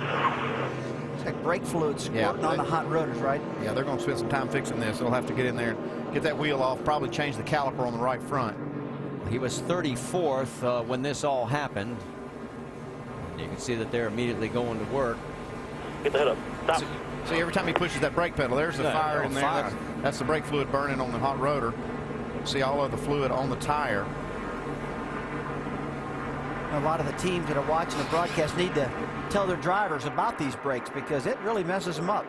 And here comes race leader Kyle Busch as he is going to come down pit road leading the parade. And Jamie Little, he's coming your way.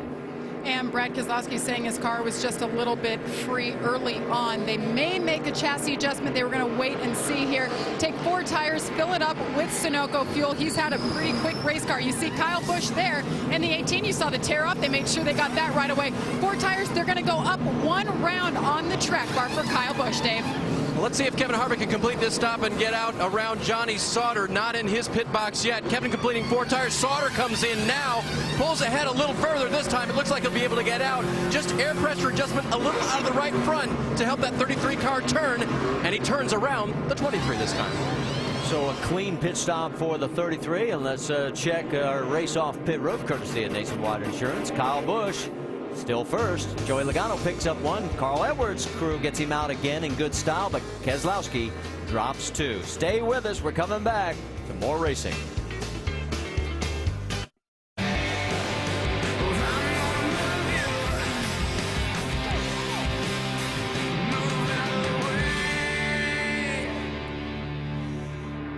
Oh, and the night has fallen and the bugs are winning the battle. Our lucky dog, though, on this one for Aaron's was the 34 of Tony Raines, so he is back on the lead lap. That gives us now a total of 26 cars on the lead lap. And there's Tony. It will be Kyle Busch, Joey Logano, Carl Edwards, Brad Keselowski, and Kevin Harvick. That's your top 5. And boy, look at the restart as Busch takes the high side this time, and Logano can't keep up. And look at Edwards, 3 wide. Harvick's underneath him on the high side. Biffle goes around him.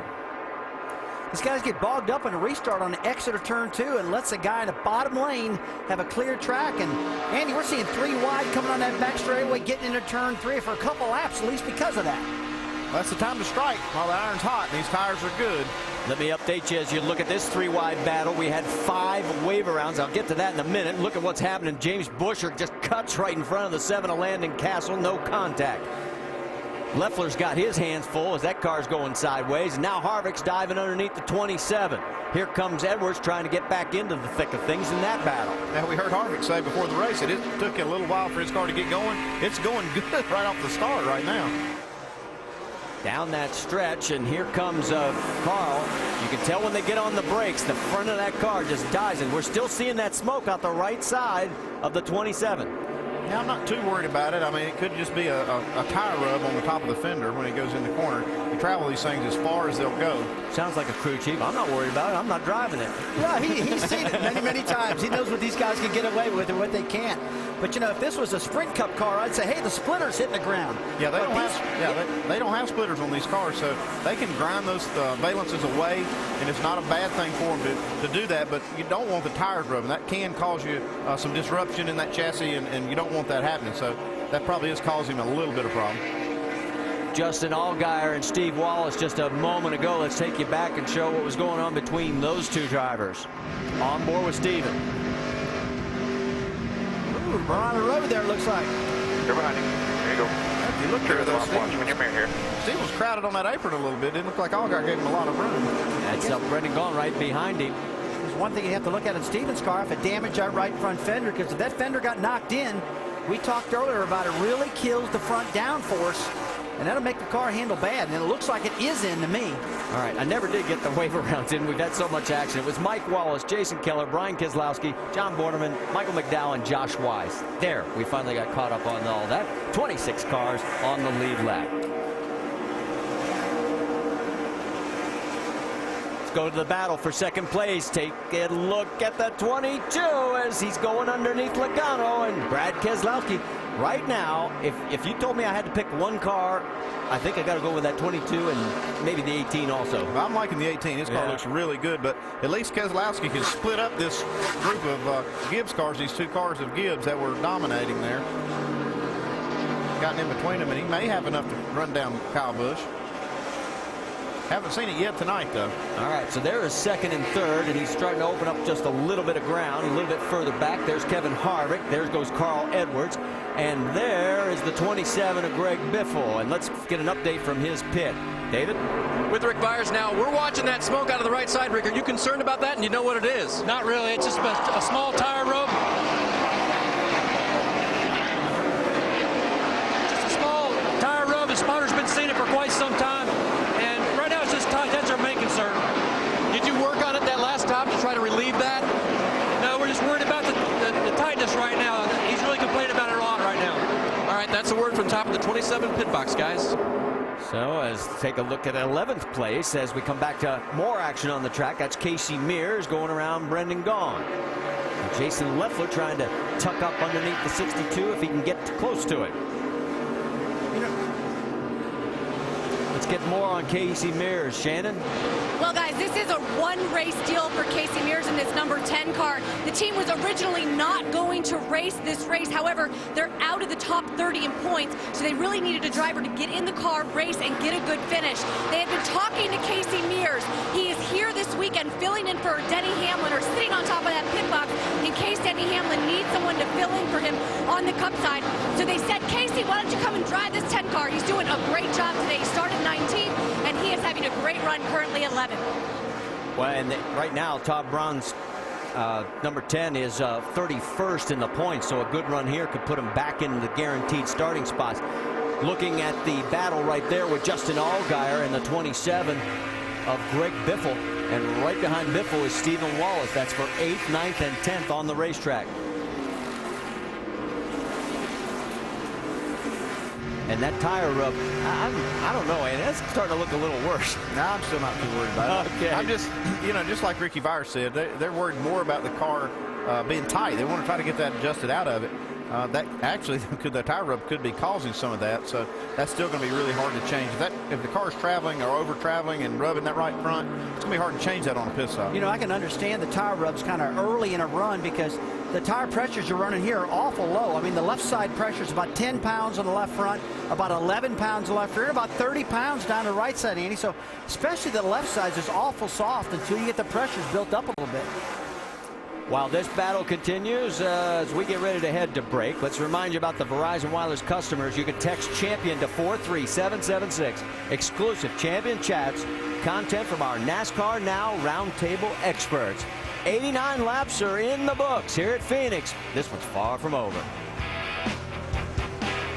Welcome back to the NASCAR Nationwide Series here at Phoenix. Make sure to go to NASCAR.com for all your latest NASCAR information. And right now, Kyle Busch is in control by 0.7 of a second over Brad Keselowski. And about 20 minutes before the top of the hour. And let's talk about what's happened so far here at Phoenix International Raceway. Kyle Busch is our leader. We've only had 2 leaders. 79 laps Kyle has led, and Brad Keselowski led 15. We've seen a bit of a change in the points if it ended right now, although we've still got quite a few laps to go, but gives you an idea just how good the racing has been. 3 cautions so far, 2 of those unfortunately for Michael Annett, and he is out of the race. We've shown you the top 10 up to speed. Let's go a little bit deeper in the field and get caught up with 12th place. And that's Jason Leffler, and up first is Shannon Spake. Well, it has absolutely been a busy day for Jason Leffler and this 38 team. They started the race lap 16. They had some problems with their steering, came down, put some power steering in that car. It is still sticking a little bit, but the team is telling me it's not getting much worse. He's also having problems with his brakes. The car is tight, so it is just a mess for Jason Leffler on the racetrack right now, trying to hold on to some track position. Jamie? Behind him is Kelly Byers in the 88. Now, this car he's driving was driven at both Phoenix races last year by Brad Keselowski. It has an average finish of 3.9, so the team has high expectations, but it hasn't been so great for Kelly so far tonight. He's been a bit tight, and he's been hanging out back there. He started 16th, currently 14th, Dave. Brendan Gaughan has dropped out of the top 10. He's been using that newfound communication with Brad Parrott to tell him on the last run, too tight. So they made a track bar and air pressure adjustment. Now he's telling him very specifically, too loose. Man, these cars are finicky. The 23 behind him of Johnny Sauter having a pretty decent run, except for the fact that they cannot get the tightness out of that race car. It was tight at the beginning of the day. They threw some stuff at it. It was still tight. They made some more changes. It's still tight. It will not turn around these corners the way that would make Johnny Sauter faster than he is right now. Shannon? James Buescher running 16th on the racetrack right now. He was involved in that accident with Jason Leffler last week. Buescher admitted, hey, listen, I made a mistake. I was at fault. He said, sometimes on the racetrack, I'm going to get taught lessons by veterans. But it has been such a tough season for this guy. He has dropped 13 positions in the last 3 races. He has had DNFs, and after he got started so strong in Daytona, he says it's just been frustrating. Jamie? And Brian Scott in the 11. He started 17th, and right now he's leading Rookie of the Year points. They're thinking about that every single said he just needs more forward drive. He's really having to work that throttle to get this car to hook up tonight. Right now, he runs 17th. Shannon. Landon Castle starting a 4-race deal for this number 7 car, trying to keep this car top 30 in points. I spoke with Landon today. He told me his biggest problem in the past has been that he wants to race every lap at 110%. Now with the help of Tony Erie Jr. on top of that pit box, he says, I'm going to back it down. My goal is to go out there, finish the race, and get this car a good finishing position. Now behind him on the racetrack is Michael McDowell, a hometown boy who had a great finish here last year. He finished 11th in this race in April. Michael McDowell started this race 11th. He's dropped back just a little bit, but he's currently holding on to the top 20. Jamie? I love talking about these guys who are running every race, running in the back. Tony Raines in the 34 car. Long John Silver Chevrolet started 18th tonight. He's been tight in the center. They've been working on the car. Last stop, they made a track bar adjustment. 4 tires, put a rubber in the right rear, trying to get it to hook up just a little bit better, Dave. Well, the nice about going well for Trevor Bayne right now. He runs in 21st, and on that last pit stop, they actually stopped twice. On the first pit stop, to try to get the car to turn a little bit better, they put a spring rubber in the right rear of the car. Tim Brewer showed you how to do that in Countdown today. Then on the second stop, they unhooked the rear bar. The problem is, he's gone nowhere. He restarted in 21st, he's still 21st. The 43 car, Scott Lagacy, has had a decent day, but he's been lacking grip. That's the main thing that he's been wanting. On the last stop, they took 4 tires again, made a track bar adjustment for Scott, but they were, better in qualifying and practice than they've been in the race. That's where they've really got to improve, Marty. And those are all the cars that are on the lead lap. 23rd, Michael McDowell is in the lucky dog spot in 23rd right now, but we've got a lot of cars that are like 1 lap down, a total of about 10 of them so far. There's your top 5. We've passed the halfway mark. Kyle Busch has led 88 laps so far here at Phoenix. Tomorrow at 10 a.m. Eastern, it'll be on ESPN2, NASCAR Now, with the Monday Roundtable at 7 Eastern. And then the O'Reilly NHRA Spring Nationals qualifying tomorrow at 10:30 Eastern Time. The finals Sunday at 8 p.m. Eastern, both those on ESPN2. And then we'll be in Texas next Saturday, 3 Eastern, on ESPN2 with the NASCAR Nationwide Series. Back here at the Bashas Supermarkets 200, it is still Kyle Busch, the race leader, by 0.7 of a second. And the only thing that seems to be able to beat him down right now is the bugs, and the bugs are winning the battle with everybody. And I know you're probably wondering why, and the best explanation we've been able to dig up is they've had more rain here than that usually get, and that's the reason why we've had more bugs here than we've ever seen. And it has become a bit of an issue, as you can see the way the lights glare off of the windshield. They are getting whacked left and right. Marty, when I got in town the other day, that's the first thing they said, that it's Rusty. We just had tons of rain here out in Arizona. In fact, all the rivers that are around here that are usually dry, I've got a lot of water and flowing real hard. And because of that, I got to agree with you, man. We got a lot of bugs out here, and I've seen this in Bristol, Tennessee, places like that. Well, and let's check in with Tim Brewer over in the Craftsman Tech Garage. Tim, what can they do? Oh, no, let's hold on. We got a crash. It'll be our 4th caution. The 01 of Mike Wallace is involved, and the 66 of Steven. Wallace, who is 8th in the driver's points, has been having a wonderful season so far for this team on a very limited budget, and there's the damage on the 66. Yeah, Steven got the worst of this deal here. A lot of damage on the right side. The car had the right front fender beat in about 2 inches from that damage with Justin Allgaier, and I got a feeling that part of that is the reason. We'll have to go back and look at the replay in a minute, but let's go back and ride with Stephen Wallace. Oh, looks like he lost a tire right there. Easy here, easy. See that right front went down. Right we got the fence here. I was real concerned about that, with that damage in the right front. Right side damage pretty heavy. Mike just a victim right there. Coming low, Steve. Here's the outside view. Hear the tire blow, see the sparks. No track mark.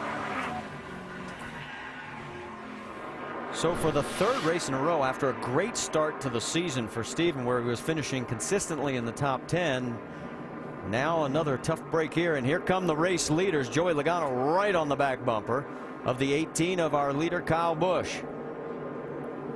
And Jamie, I guess it's going to start with you again with Joey Logano.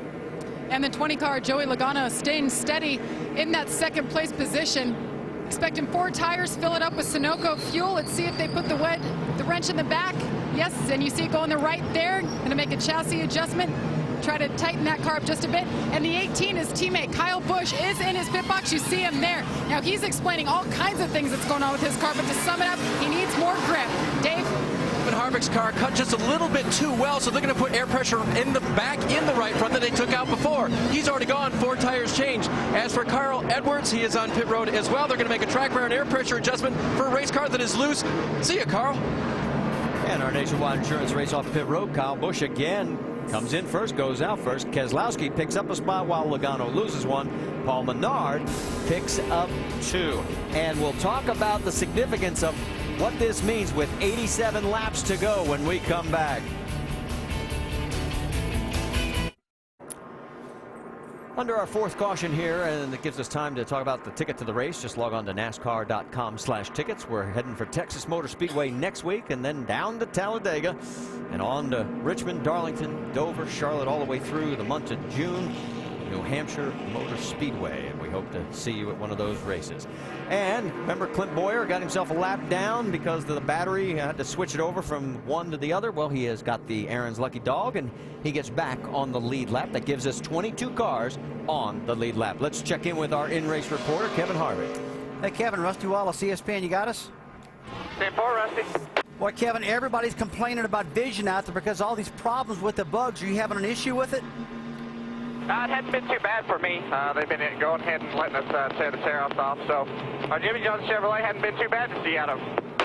Hey, has the track changed a lot, Kevin, from when you started to the darkness right now? Has it changed the balance a lot? Yeah, we started loose. The second run, we were really good. The last run, we were back to loose. So hopefully we can get it back to how we were the second run. And when it's loose, I just can't hustle the car like I need to make the good lap time. Kevin, we're not seeing too many people work the top side of the racetrack too much. Is just not enough grip up there yet? Oh, man, you know me. I'm not going to get too far away from that yellow line. So, you know, it looks like there's some rubber up there, but I'm not venturing up there. All right, buddy, you're doing great out there, man. Running 5th. You're having a great race. Have a good one. Thanks for talking to us. All right, guys. Thank you. So as we're still under the yellow, and there is the 66 of Stephen Wallace. He was 16th at the time of the incident, and we think we figured out what happened in this deal. Let's go back and watch the right front of Stephen's car. You saw the sparks. Andy? Oh yeah, definitely a right front tire went down, and like Rusty said, there was some contact earlier with Justin Allgaier when they were racing hard off that same corner, and it was quite a few laps, but it finally looked like it took its toll and went down. Inside. He's got 2 other cars right behind him. And there's the end result.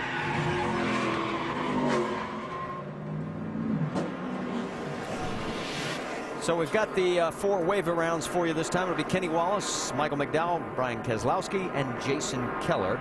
So as I said, that gives us 22 total cars on the lead lap.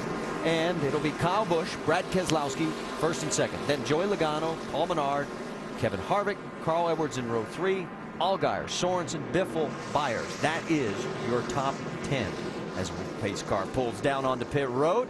And again, our race leader, Kyle Busch, takes the outside lane. He's led 102 laps, so he secured the bonus points for leading the most laps. And he gets a great restart again, but Keselowski trying to stay right with him. Keselowski drives the car in the corner hard. It looks like Kyle's going to get him cleared off turn 2. Joey Logano right behind him in third. With 2 wide action further back, and Kevin Harvick, true to his word, he's hugging the yellow line, forcing Carl on the high side. Justin Allgaier there with a 32 side by side. There you see those 4 cars. And Edwards manages to pull ahead of Harvick. Then Kevin dives right back down underneath him. We got some great early action here on this restart. Looks like Edwards is making that upper groove work. And Carl finally gets a little breathing room. Right. They make the top side work just a little bit. That's the reason I asked Kevin. And, you know, he's scared to go up top. There's a lot of rubber buildup up there. And if you get that stuff, you're going to get it on your tires and hit the wall, man. And that's what you don't want to do. You on board, as you can see right up in front of all the action, and there is Brendan Gaughan. He's going to try and go 3 wide. He loves the high line. Brian Scott in the 11, the 38 of Jason Leffler, and it looks like the 62's going to get up there and get the position. Here comes Casey Mears as well. Meanwhile, the battle back a little further forward. You've got Reed Sorensen in the 32 just hanging on as Justin Allgaier's all over him. On the left side of your screen, side by side down into turn number 1. The team cars going after each other. Casey Mears and Jason Leffler.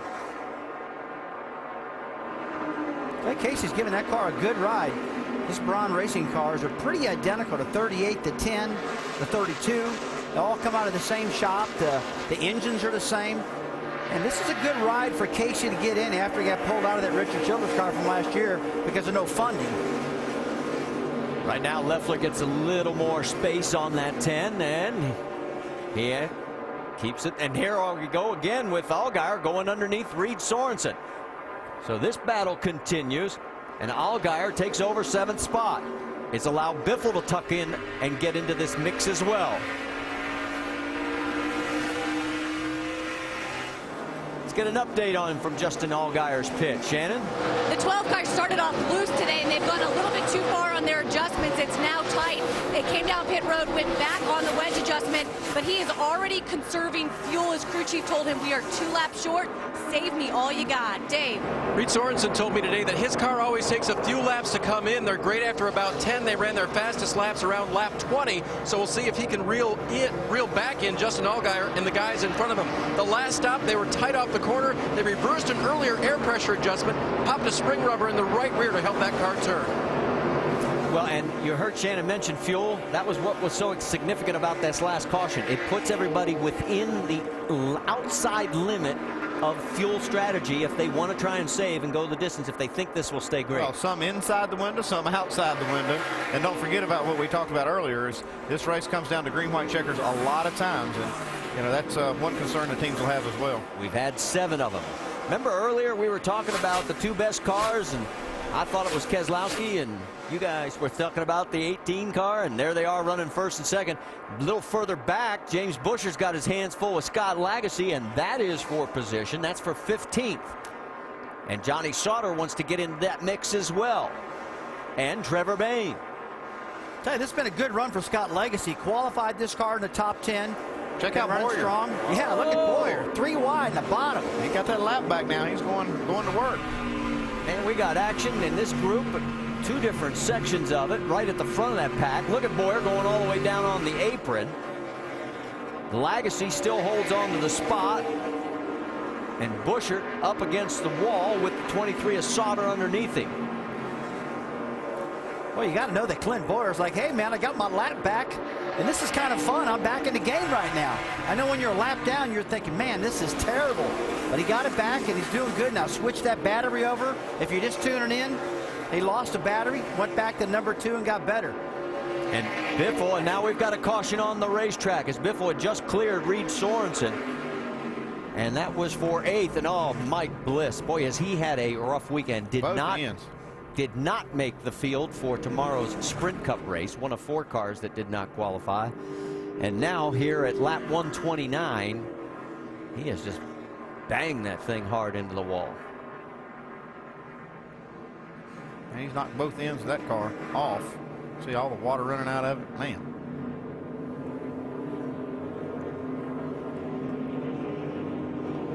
So our 5th caution, let's give you an idea of what happened to him. Take a look as he's out of the car and is okay. Oh, he got help.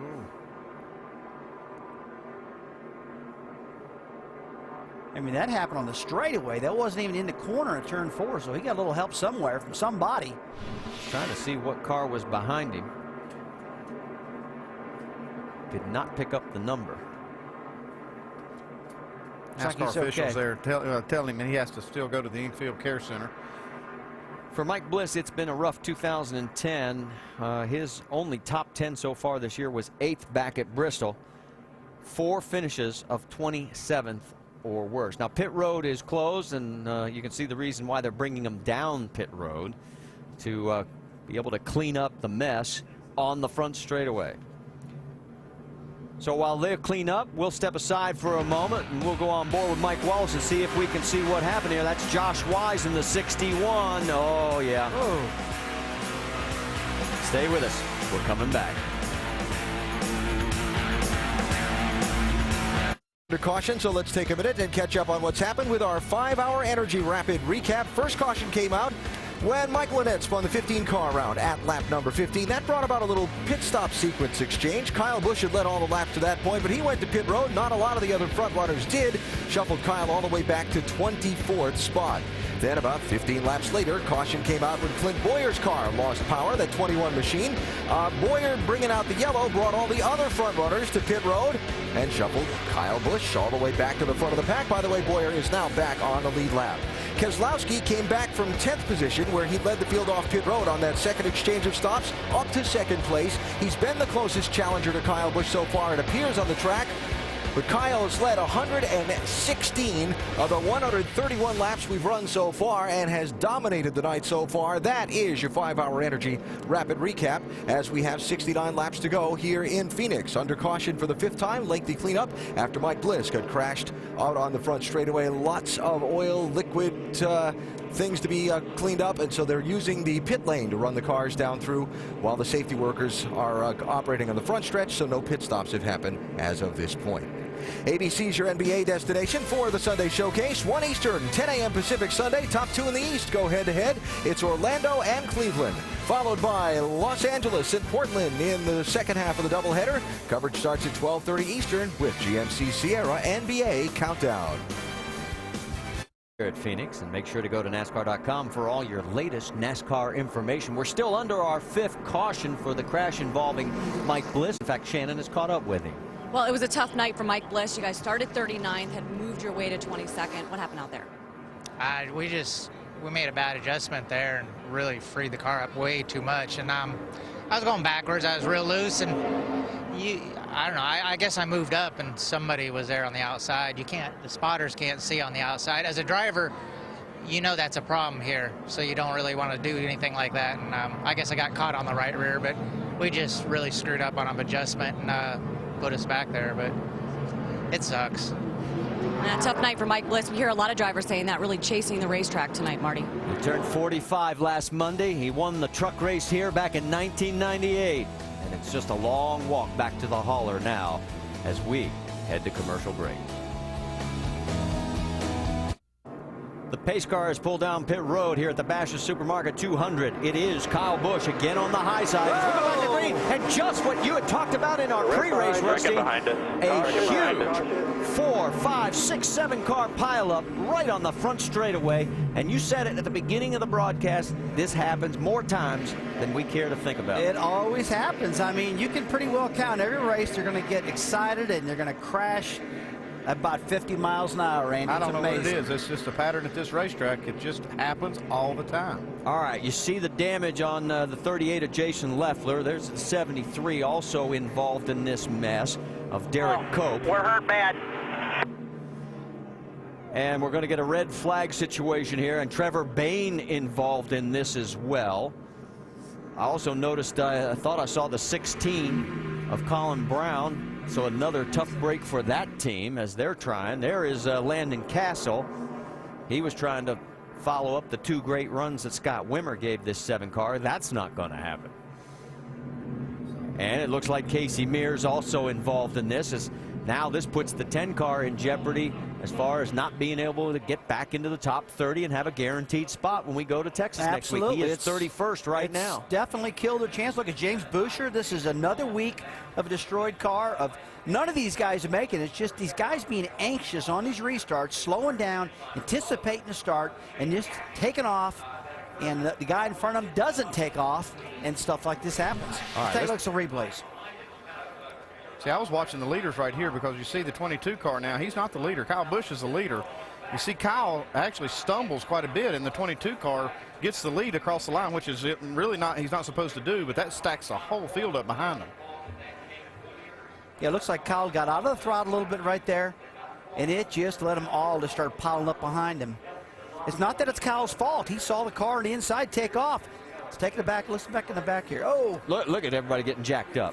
Oh, my goodness. Look at that. 11 slowed down. The 10, Casey Mears hit him. Boucher hit him. 16. Look at Tony Raines sneak on through. What a great move by Tony to keep his car out of the mess. Looks like Here's another view. Clint Boyer drove up underneath the drive shaft of James Boucher right here, the one car. You see him just start stacking. There's nowhere to go. Yeah, about from the 88 car, Kelly Byers back. That's where this whole thing happened. You see Clint Boyer involved in it. That's a lot of cars. Let's go on board with Landon Castle. Just listen.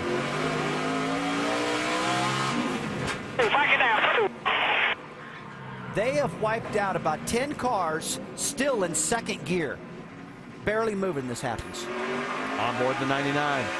Taking up. I'll tell you what, if I was those Cup guys sitting down in those motorhomes tonight, I'd take note of this for tomorrow and learn from it. You can just see the accordion effect, and boy, Boucher really gets jacked up by the 21. I think you really need to look at the very front of the field and see why Kyle Busch didn't go, or what happened on the start. Because that's what caused this wreck. Yeah, you see, he just didn't move, and it just went all the way back. It's like a traffic jam in L.A., man. The guy in the front stops, and they all pay for it behind him. And the problem is, because it's not a D-shaped oval where we have that nice big infield area where people can go diving for cover, you've got that inside wall, and here's what happens. You see the green flag comes out. The 18 car doesn't take off right away. And one thing to remember, too, guys, like we talked about earlier in the broadcast, it's a long front straightaway, real narrow, and these drivers do not have good vision ahead of them on restarts as they're coming through the gears. All right, so there's going to be a lot of cleanup as we head to a commercial. We'll go on board with Landon Castle one more time on this multi-car mess on the front stretch here with 64 laps to go at Phoenix. Flag situation here at Phoenix International Raceway after a multi-car front stretch crash. And we've been looking at the replay action, and the race leader, 18, Kyle Busch, is supposed to be the first across the start-finish line. But there are two lines in this zone, and let's go back and go through this, Andy. Take us through. Okay, Marty, this is the restart zone. It starts right here. This is a double line on the wall, and it starts right there. That's where you can go. Now, if you don't go in this zone, now this is where you have to go, this line here. If you don't go in between those two lines, the starter, the flagman, is going to go ahead and throw the green flag, and the race is going to start. Kyle Busch did not go between those two lines, and that's what caused this pileup. Now the big question is, was there gamesmanship there? Was he trying to get, because Keselowski's I can't get in his head right here, but I know that these two have been racing each other all night long, and this is a case where if Brad Keselowski beats him to the line and he gets the lead going in turn one, they can black flag the 22. All right, let's go on board with Carl Edwards. He is right behind this. Let's listen. Green flag, green flag, green flag. Pretty obvious right there. Got a big wreck behind you. Yellow is out. Got a big wreck behind you. Big is understating. 12 cars. Now let's listen to what Kyle said about it on the radio. So what happens when the number one starter beats the number two starter to the line? Vice versa. Number two beats number one. It's going to be one of those deals where they're going to say, well, if he gives it back to you, They make a big deal out of it every drivers meeting, so I thought it was a black flag, but because caution came out, they're going to let it slide. Well, we've not heard any ruling from NASCAR that there was a rules violation, and we'll wait to see if there is anything. Let's get a comment from down on pit road. Jamie? Well, Jason Ratcliffe is the crew chief for Kyle Busch. You're sitting here watching all the replays with us. What do you think of that restart? What happened there? I don't know. I'm trying to figure out what we need to do to this car to win the race. But, it looked like that the 22 was anticipating Kyle going, and he wanted to get a good run and beat him down in the turn one. And Kyle just didn't go, but he didn't have to go. I mean, he wasn't to the stripe yet, the single stripe, and the flag hadn't flown. But I think when he went, everybody kind of went off of him, and that's what caused him to stack up there. So we'll see. All right, so what do you think? Once we go green here, you guys good to go to the end? Yes. Is the car good enough to get to victory lane? I think so. Right now we're a little free, which I think is good for the long run. just means we should be a little better later. But the 22 is good. The 20 is good. There's a lot of good race cars out there, so we'll just have to wait and see. All right, thanks, Jason. Shannon? Well, Trevor Bayne right in the middle of all that mess on the racetrack. Rusty Wallace said it's a lot like LA traffic. You just have nowhere to go. Exactly. I mean, I felt like I was in a super speedway race there for a second. There's cars everywhere, and then you just see them piling up, you know, and Brett Griffin came over the radio and he's like, you know, check up, check up. So I slowed down, and people behind me, I guess they couldn't see it all happening because they were, you know, we had just pitted and we had been moved to the back, so they were trying to dig up through there, and they got into us, pushed us right into us. But, you know, we've been working on this thing hard all day, trying to get it dialed in. It was awesome in practice, and for some reason it just had a different attitude to start the race. So we had been working on it. Came in to try to short pit a little bit to get our fresh tires for the end and get some track position because that's so important, and then we just got pushed into that mess. So not much you can do about it, but, you know, we'll see if we can get this Aaron's Dream Machine back out on the track here. Yeah, and you can see those guys are hard at work at that 99. Get out and get as many points as they can for Bayne. And we have just gone from a red flag condition to a yellow condition. They've refired the engine, so about a 10-minute red flag. And we'll come back and reset it for you. Pits are closed as of right now.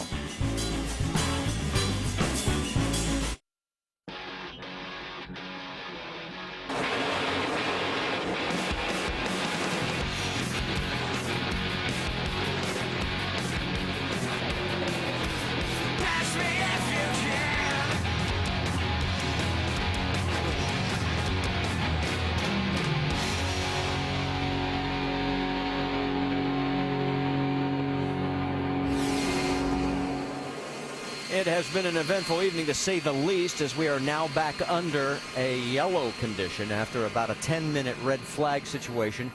And the cleanup crew is finishing up. Pit road is open, so we'll see if there are any takers.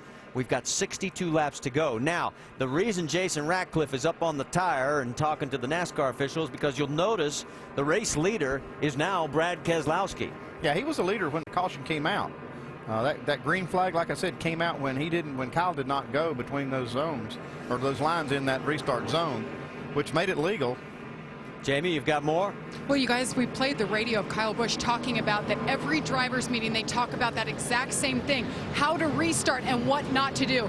That is why Jason Ratcliffe is fired up. He's down here pleading with the NASCAR officials, saying it is not right that Brad Keselowski passed us and now they gave him a spot. And it's exactly what you guys are talking about. So he's still arguing the point here. Well, and we can update you at 13 total cars. There you see Clint Boyer. He is one of those 13 that were involved in this crash. We saw Brian Scott off damage on his car after we went back to the yellow. There's Reed Sorensen. He was a taker. There's Brian. The front nose is bashed in pretty good on that 11 car.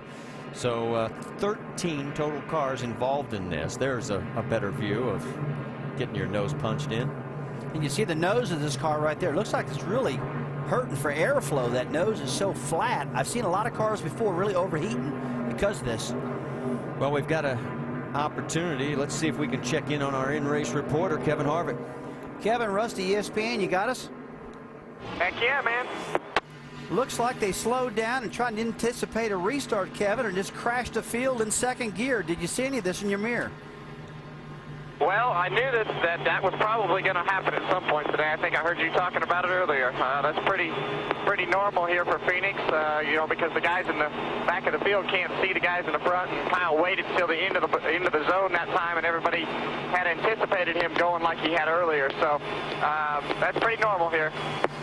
Kevin, how's that car of yours handling right now? It's getting much cooler out right now. We actually pushed the front tires that last restart, and it started to come around. It just takes my car about 10 laps to get going, so we'll see what happens here.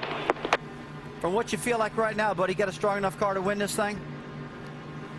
I think if it all plays out right, I'd like for us not to pit again. If it plays out into a long run, I think we got a chance. All right, Kevin, thanks for talking to us. All right, we're showing 60 laps to go. What we're going to do is take our last commercial break. That's right. When we come back, we'll take you all the way home to see who's going to win this race. The discussion is still going on in the 18 pit.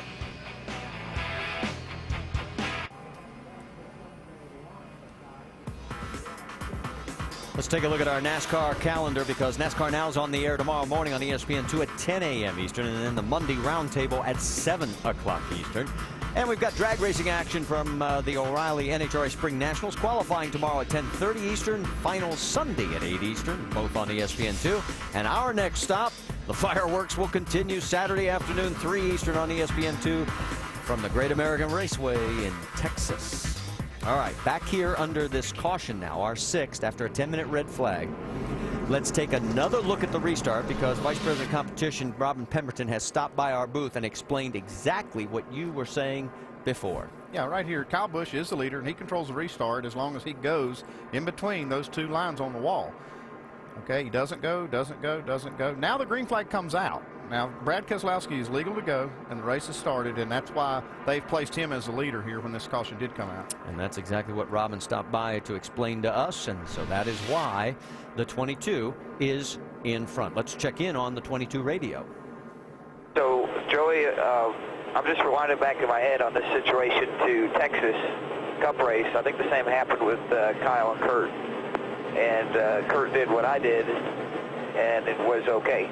Does this mean that I'm right on this situation? I would say we could discuss it after the race, but it's my understanding is another direction. I'll leave it at that. You're the leader right now. And he is the leader. It's Keselowski, Busch, Logano, Edwards, Harvick, Menard. That's your top 6. Now, these two are going to start side by side. What's going to happen this time? Okay, they had swapped. Now, you see the 22 car, Brad Keselowski, has chosen the outside lane. Now, he will control the start. As long as he goes in that zone, he will have to beat the 18 to the line, or the 18 could get black flag. So that's what you're going to see. And he'll have a little advantage getting into turn 1. NASCAR has just gotten on the radio to all drivers saying, hey, fellas, let's try a nice, smooth restart here. We're going to have 56 laps to go when we go back to green flag racing. Marty, this is one of the racetracks you do not, if you're the lead cars, I don't care if you're inside or outside, you don't want to bog the field down. If you do that, you're going to have this big crash I think you've been seeing. I mean, Kyle, yeah, he's leading the race. He didn't go, but, man, he should have went. If he would have known what was going to happen behind him, he'd have picked that throttle up and tried to race that 22 and didn't do it. All right. Pace car is on pit road. Keselowski brings him down. He's a few inches ahead, and all of a sudden, here goes the 18. Now, did he jump too soon? It looks to me like he did, but I'd have to look at it and see on those hash marks on the wall, but it looked to me like he did go before the green flag came out. NASCAR is taking a look at it. We'll let you know what they decide. It is Keselowski behind Busch. Then the battle for third with Carl Edwards side by side with Joey Logano. Down into 3. And behind them, 2 more cars trying to go after each other. Harvick underneath the 32. Or the 98 of Menard.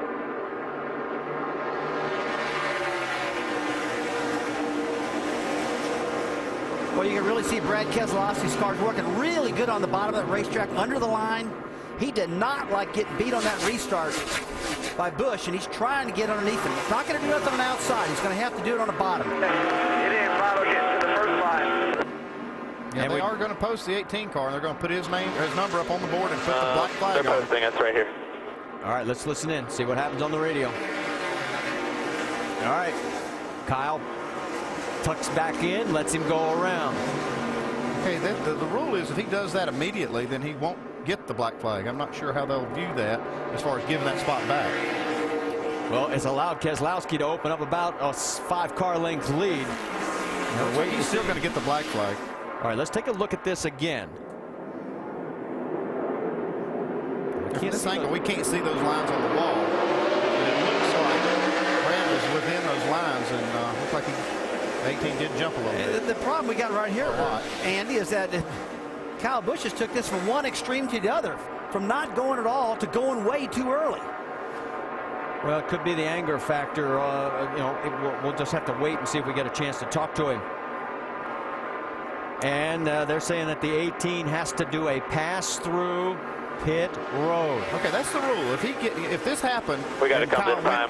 Or if Kyle went into turn 1 and let the 22 car back by, gives the spot back, then he's okay. They won't black flag him, but he didn't do it immediately, and that's the key thing here. All right, man, just bring it. Well, you heard Jason say, just bring it. So the 18 has got to do a pass through. Now, he has led 124 laps here. Here he comes. Driver leading the most laps has won 9 of the last 10. And listen to the crowd. Pass through. Now, you think you've seen Kyle Busch mad after a race before? Wait till he gets out of the car after this one. This cat is flat going to be mad. Yeah, he arguably had the best car in the car to beat tonight and gave it away. 45 miles an hour, and it is going to cost him dearly. And you're right, Rusty. It's going to be an interesting interview if we get a chance to talk to him. So now let's reset it for you. Brad Keselowski has a 1.2-second lead over Carl Edwards. Edwards has got his hands full with Joey Logano in third. Yeah, going back to this 18 car, we talked about in the pre-race show how Kyle Busch has been able to come back at this track. There's still 50 laps left. He can still come back from this penalty. He is the last car on the lead lap, 16.6 seconds behind right now in 19th position. Battle for 10th. You've got Lagasse on the high side, the 34 of Tony Raines. Here comes Reed Sorensen getting into the mix as well. So again, we've got good action going deep into the field here. And you saw this 32 car, Reed Sorensen in Nashville, finished second. He's really drove the wheels off that 32 car. Look at Justin Allgaier inside past Menard. And that's for 5th as Allgaier takes over the spot from Menard. So again, the Penske Dodge is having a great night, right, running 1st and 5th. 2nd place, Joey Logano looking underneath our pole sitter, Carl Edwards. Carl saying, I'm not ready to give the spot up yet. You got to remember, this track is getting much cooler. Joey Logano's car, to me, is getting better and better. And it looks like Carl Edwards' car is actually going off just a little bit. So this next pit stop, they're going to have to make some adjustments on that 60 to get it back going. 48 laps to go here. Still time for Kyle Busch to get back into it, especially if we have another caution. Let's get more on Carl Edwards, Dave Burns. Now, obviously, the 60 car isn't bad because it's running up front the way it is, but a little free. And Rusty, I wonder if you could just describe when the car's not exactly like you like it, exactly like the way you like to race it, how a little free can be such a bad thing. Oh, a little free is really a bad thing, especially going into turn 3 right here at Phoenix. This is a track where you're actually turning while you're still going straight. There's no banking to hold you, and that'll really make the car really upset going at turn 3. Now, if you drive down to the turn 1 side by side like they're doing right now, that is a tough thing to hold on to. And it's allowing Kevin Harvick to draw a little closer. You see Kevin in the 33 sort of sneaking into the frame. There he is. And you see a 20 car's got the clean air right now, Joey Logano. He should check out. One thing I've liked about Tony, this is Tony Raines now getting passed by the 32 car, Reed Sorensen. And that is for 10th place, Dave. And just want to remind you guys, he was one of the cars that came down and put on 4 sticker tires, fresh tires, as he can't quite make the pass on Raines. And so that car has a lot of grip right now. They put the track bar down just a little bit, made a wedge adjustment because it was so loose again. He couldn't drive it, and now he's working his way back up through. And remember, Tony Raines got the lucky dog 3 cautions ago, and he has taken good advantage of it running here in this battle with the 32 of Reed Sorensen. Sorensen and Brian Vickers have shared this ride, and between the two of them, this car has been in the top 10 in all 5 races. Only 2 other drivers have done that same routine, Carl Edwards and Justin Allgaier. Tell you what, Tony Raines is wheeling this baby. I'm looking at his lap times. He's running 10th. It's a good run for Tony. I mean, Reed Sorensen's got a heck of a Toyota behind him and just can't seem to get around him. Pretty impressed with Tony Raines right now. Taking advantage. Like we said, there was his low point of the race, 33rd.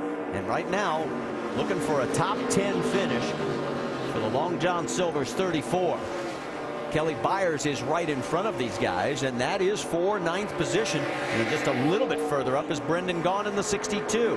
And here goes Reed Sorensen ducking underneath and does get the position. So bump Raines out of the top 10. Well, you see Reed just sailed that thing down the corner and just let the car drift up a little bit, got that position. Not missing anything up front. Brad Keselowski leads by 2.6 seconds.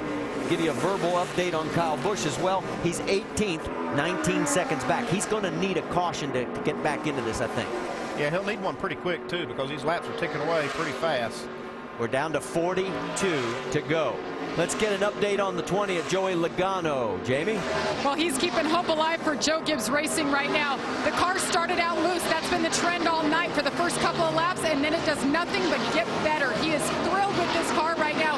He's searching for his first win of the year, and he has his sights set on the 22 right now. Keep your eye on Joey Logano. Right, coming into the race, he had led more laps as we look at third place with Harvick going underneath the 60 of Carl Edwards. To finish that Logano story, he has led more laps coming into this race than any other driver, and he has yet to win. So it's a big night for him. He wants to try and finish that deal. And right now, Kevin Harvick trying to get back to the front to maybe get victory number 3 this year. Well, it looks like Carl Edwards is committed to the top of this racetrack. He left that door wide open for Kevin Harvick to go to the bottom. That's how Harvick got him now. And give Harvick the position now, so move him to third. He's 4.4 seconds behind the race leader. They go around the wounded 99 of Trevor Bayne. Carl now on the low side, trying to tuck underneath Kevin. Remember, Kevin says he wants to run as close to that yellow line as possible. Yeah, he doesn't like the top of the racetrack. You know, you think of some of the greatest drivers out there. The first one that comes to mind is Jimmy Johnson. This guy, 4-time champion. I call him a bottom feeder. He's always at the bottom of the racetrack. And you know what? He's comfortable down there, and he's getting it done. And just like Kevin Harvick is, I don't need to go to the top of that track. I like the bottom, man. Yeah, you see some guys that just like it in different lanes, but you also see drivers searching around the racetrack, looking for where their car in a given race works the best. And that's the kind of driver I like, a guy that'll search around and try to find something. Well, and while Harvick pulls away, you noticed Allgaier was closing in. Let's check back a little further. And sixth place, as you've got Paul Menard and Greg Biffle, as Biffle trying to close that gap and get back towards the top 5. Last lap he was quicker, still got that smoke on the tire rub out the right, but Andy, you're right again. It's not affecting him in a negative way as he is all over the back deck of that 98. It looks like he's going forward now. I think he might be able to get this spot away from Paul Menard. They've made the car a little bit better. Andy, I tell you what, when it's all said and done, I'd love to find out where that smoke's coming from. Let's get more on the 98, Dave Burns. Well, and he was having a really, really good run in that last run before the big wreck. Everything was good until about the time the caution came out. It just went like a light switch to loose, and that's what he's been battling ever since, and that's why Greg Biffle has been able to gobble him up, and now looks inside the 98. Oh, yeah, Dave, he's got him right now. If he can just finish the pass. Menard's fighting like crazy to hold on. He's still got a fender to go, and here comes Menard back. Great side-by-side action. Now finally he has to give up. Good try, though, Paul. You gave it all you got right there. And Biffle finally takes over the spot, so move him up to 6th. He's got about 3 seconds to go, though, to catch up to 5th place, which is Justin Allgaier. For Menard, of course, his best run this year was 6th back at Daytona. He's had a great season so far in both Nationwide and Sprint Cup, doing very well in both series. And another guy who's having a great Nationwide season is that man right there, Brad Keselowski, looking for win number 1 here this year. And right now, he's got the points lead. Marty, he's got Paul Wolf as the crew chief on this number 22 Brad Keselowski guy, our driver. And I really think this Paul Wolf is like a magic man. Wherever he goes, he always seems to get the cars handling. At the end of last year, he was a crew chief for Mike Bliss on that 11 car we saw at the end of last year's season. And that 11 car just flew every single race. This guy right here, he knows how to make them handle. Well, it's been 8 starts since Brad's last win. That was Memphis last October. Let's get more on the 22, Jamie Little. Well, Paul Wolf has picked right up where he left off. Rusty was talking about last year with CJM Racing, but it's hard to believe Paul has never gone to victory lane as a crew chief. He's gone to victory lane as a car chief, a mechanic, an over-the-wall guy, and as a driver himself. He said to win this year would mean the world to him. He has been working for it, so he and Brad Keselowski together, this would be a big night for them. And Brad just put Jason Leffler a lap down. Jason was one of the 13 cars involved in that deal on the front straightaway. So that means we now have 17 cars on the lead lap, and we have 31 laps to go. It is amazing what Jamie said, that he, to me, has never been to victory lane. I didn't realize that. Paul Wolf's such a good crew chief, and he's, like you said, Rusty, everywhere he goes, the car's running well. It'd be nice to see him get his first win. Well, Andy, one thing I've noticed, he's going to have to stay pedaling hard, because that last lap by for Brad Keselowski, 29.34 compared to Joey Logano, running him down at a 28.90. Logano was on it. Now, if you're wondering how far back Kyle Busch is, he is still 20 seconds behind the race leader. He's on the lead lap, but he's running in 16th position. And there is Kyle. That gives you an idea just how far back he is. He is going to need a caution. And you mentioned we're down to 30 laps to go. If he doesn't get it soon, it could be even harder. Let's get the speeds at the line, see who's the fastest right now. Kevin Harvick? Nope. How about Carl Edwards? So our race leader, the lead is now 1.4 seconds between first and second. So Logano starting to pick up a little ground on him. Well, now you see the 22 car of Keselowski. He's got some clear racetrack. He's had to fight a lot of lap cars tonight, and now he's got a little clear track. We'll see what he can do in the clear. Logano now having to deal with the lap cars. And there is Joey getting around the 09. That's Jason Bowles, his first run in that car this year. Kind of like you, though, Rusty. Looking at the last time by, both those cars ran the same speed, with Logano having to fight the lap cars. Yeah, I'm interested to see both of them, Andy, up in clear traffic, see how fast these guys really are. Obviously, they're both really good. That last time by, identical times with Keselowski and Logano. Well, look how close he's getting to him right now. He's got him in his gun sights. He is getting closer. The gap is down to 1.3 seconds.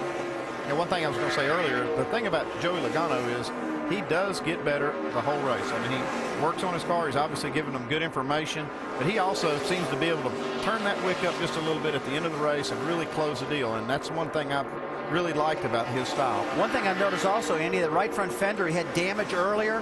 These last series of pit stops, they've got that fender pulled out. They got that downforce back again, so this car went back to handling good now. Joey Logano coming up on Josh Wise. Josh is lap traffic. Let's check in. We haven't talked much about Ricky Stenhouse. He just got around Tony Raines, and Stenhouse right now in the 11th position. Now remember, this is a car that has had a disastrous season so far. I mean, they have had problems galore, and you can see his track tonight. His low was 36th. He is in 11th, Shannon Spake. And this is the first start here in Phoenix for Ricky Stenhouse. Like you said, this team really needs a good run to get back in the top 30 in points. 4 out of 5 races have been 30th or worse this season. So this is a very strong run for the 6th car right now out there on the track. Yeah, his best finish this year was 25th back at Bristol, and they're 36th in owner points coming into today. They had to qualify on speed, and of course, they were able to do it, but this is a great run for him. Yeah, he's doing a good job, too. If you look at the car, doesn't have a lot of marks on it anywhere. He's kept his nose clean, and it's been a tough race for a lot of cars, so just staying out of trouble tonight's been hard. It's got a lot of dead bugs on the front there, just like everybody else, and they show up on that white, that's for sure. Now, just behind is Clint Boyer. Now, remember, he was involved in that crash, and somehow he has managed to stay on the lead lap. He's running in 13th position. Look at this thing. I mean, it is beat up, and he has done a heck of a job. Got a lap down and got it back. He drove all the way up. I mean, he was completely underneath the one car, James Buescher, on that stack up that they had with that caution at the start-finish line. But closing right behind him is Kyle Busch. Kyle in 14th position now. These guys are 20 seconds behind the race leader, and we're down to 23 laps to go. Boy, Clint Boyer's car got in that crash, but he kind of crashed the car the good way. It's got the left front corner knocked down, got the left front fender pulled out. That gentleman makes him handle a little bit better. Yeah, well, if they'd let you, that's kind of the way you'd build it. Yeah, that's right. Kyle gets around him if they'd let you. Kyle gets around him for the spot, so he's now up to 13th, but still 20 seconds behind the race leader. Nothing has changed up front, although Joey Logano, we can tell you, has closed the gap from 1.3 down to about 0.3 of a second. Take that gander at this as he is right on the back bumper now. All of a sudden, as you said, his car, the longer the run, that 20 car is coming to him. Yeah, I don't think it's even going to be a fight right here. Logano's car's 2 or 3 tenths quicker at this point. You see, Brad Keselowski just lets him go. So what was a 1.3-second lead just a few laps ago, all of a sudden we have our 3rd different leader and our 5th lead change as Joey Logano takes over the top spot. He gets underneath the lap traffic of Kenny Wallace. I say Keselowski did a good job of picking his battles. That one right there, he wasn't going to win. No, you're exactly right. He wasn't going to get that one. And, you know, you take a look at Logano. I mean, he just didn't get Brad Keselowski stuck in traffic or nothing. I mean, he just drove up, caught him, and passed him. So Joey could break the string. He is not qualified in the top 4. Remember, we told you that, you know, 13 to 16 races have been won by the top 4 starting positions.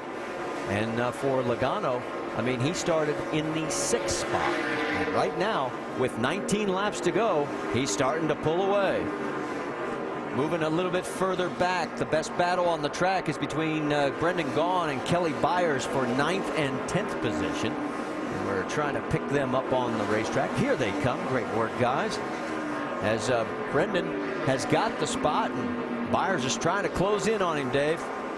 And Marty, when Brendan Gaughan and crew chief Brad Parrott look back to this weekend, they'll look at the beginning of practice where they practiced better than they ever had so far this year. Brad told me this morning, we've come to the track loose every time, and we get ourselves all spun out trying to do a late in-race setup instead of really setting the practice setup early. You know, just setting something that's comfortable and gets us in the top 10. They practiced very well. They only had to make minor adjustments instead of taking big swings at it, and that's where they've stayed all night. Practice in the top 10, tweak the car in the top 10, and race in the top 10 if they can keep Byers behind them. And Brendan told me, he says, we've got a top 10 car tonight. He says, I've got to bring it home. We've got the potential. And right now, he's got his hands full. He's 9th, but Kelly Byers all over him. Let's check in again for Joey Logano. He's now got a 1.5-second lead over Brad Keselowski. Now, there's the margin right there. And let's listen to the radio as Brad's going underneath Brian Scott. Nobody else coming. Except for I just need a yellow. I'll win this race if I get a yellow.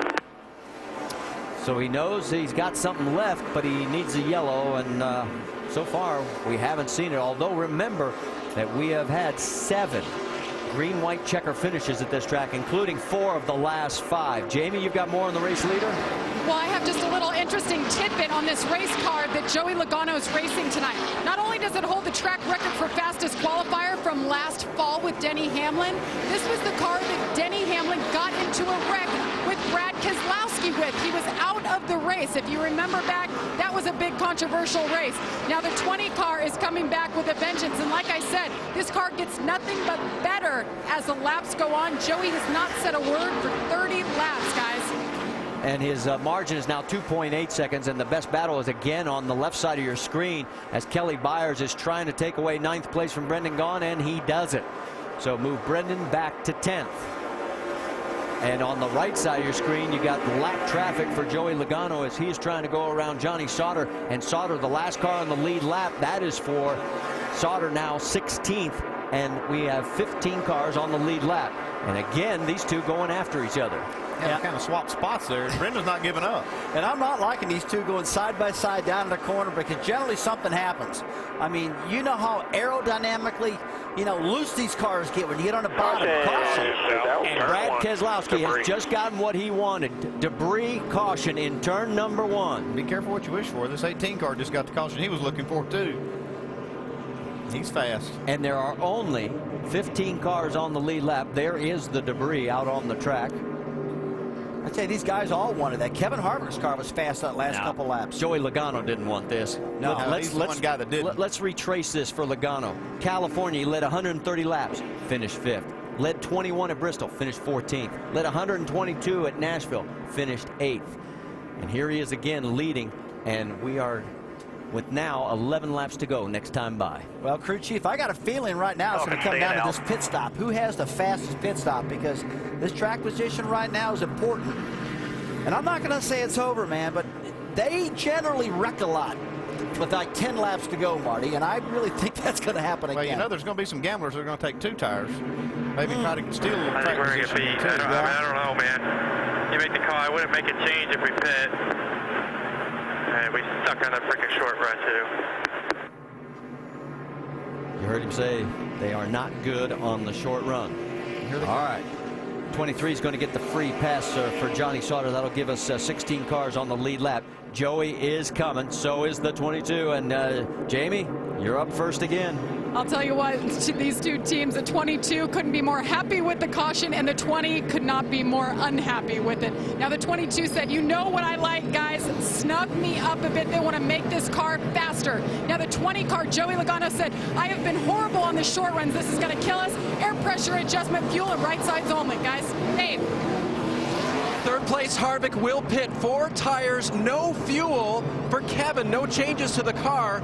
There will be 4 tires for the 60 car of Carl Edwards as well. He said to Drew Blickensderfer, have a plan ready in case a caution comes out. He said, I've got one. They will put on 4 tires on Carl's car as well. And they're leaving pit road in a jumble and big trouble for Allgaier. Yeah, at the exit to pit road, Justin Allgaier gets turned around. And he's got a lot of damage to the left side also. So a tough break for Allgaier as his string of top 10 finishes might. Oh, and he's got a flat left front. He was 5th place before this all happened. Pit road damage. It's a tight pit road also. When you come down this front pit road, and it's a hairpin turn actually. It's not a straight pit road like most. And there's a lot of problems down there. All right, let's go on board and see what happened. 232 car right around the corner here. Right around the corner. We just got taken out by the 88 coming out of the pit box. So Kelly Byers gets into him, and Byers gets damage in this deal too. So a tough break for both of them. These two cars just clobbered each other. I mean, right front of Kelly Byers just tore a big time. 12 car tore a big time. That doesn't look as bad right there. I think that left front fender, get that left front fender. Now several cars stayed out, so that will give us a few. That'll get the wave around. We'll give you an update as soon as we know exactly how many that is.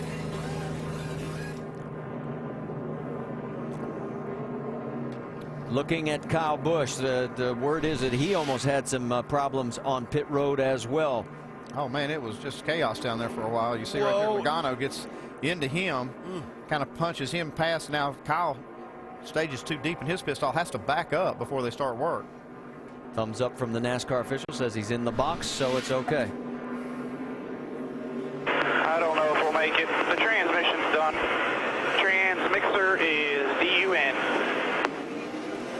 So what started out as a brilliant night, leading 131 laps, a penalty for jumping a restart, and now a transmission problem. And now, how about Joey Logano? Does he have damage to that car that's going to affect him? He is the leader, but he's definitely got some damage to that right front. Big time. Yeah, it's torn up pretty good. And he's only got 2 tires too, right? He took right side tires. All right, we are down to 8 laps to go next time by. Lights are out on the pace car. Well, the top 4 took 2 tires. Looks like Kevin Harvick might be the first car with 4. Well, Brad said, give me 4 tires, I can win this thing. And you got Joey Logano up front, 2 tires, and wounded. I can tell you Leffler and McDowell definitely came around on the wave around. They're back on the lead lap.